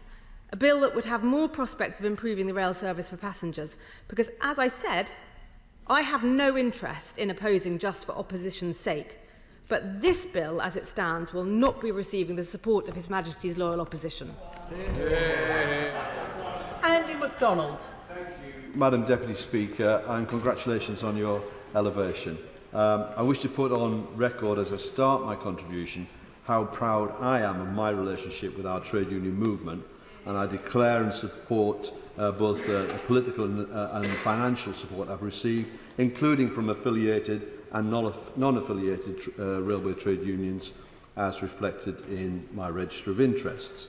Madam Deputy Speaker, it is an immense honour to speak in the second reading of this most welcome of bills today. In the recent election, we set out in our manifesto how we will put passengers at the heart of the service by reforming the railways and bringing them into public ownership. And with today's bill, that is what we are doing. The restoration of our railways to public ownership is something I've spent much time working to achieve in this place, especially in the 4 years from 2016 as Shadow Transport Secretary.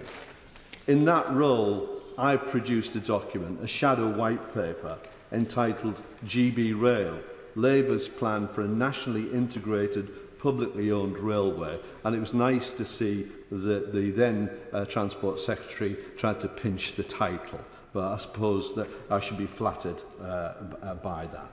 In it, I set out how the privatised UK railway hasn't delivered for passengers or taxpayers for a long time. I said when we published our paper that I believe the railways must be run with the public interest as its primary objective. And I was looking at the sector more broadly, not just as passenger services, but I am delighted that this bill is before us today. I heartily congratulate the Secretary of State, my right honourable friend, the member for Sheffield Heeley, on securing the first substantive debate and moving the first piece of legislation under this Labour government.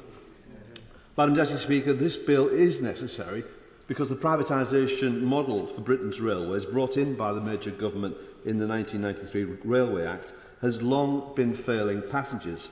Even Margaret Thatcher was reluctant to privatise rail. But the privatised rail system has put private profit-taking before the provision of public service. Far too many of Britain's train franchises have been wholly or partly run by the subsidiaries of other countries' publicly owned railway companies. Over the years, Deutsche Bahn, Nederlandse Spoorwegen and Trenitalia, to name just a few, have extracted value out of our railways to pump back into their own home railways, and yet the only nation state that was precluded from running railways here was our own. Well, all that changes today. I've previously said that the primary aim of Britain's railways should be supporting the health of the economy and society, not other nation-states and a small group of private franchise shareholders. The outgoing model has resulted in what is and should function as a public service being subsumed to the commercial objectives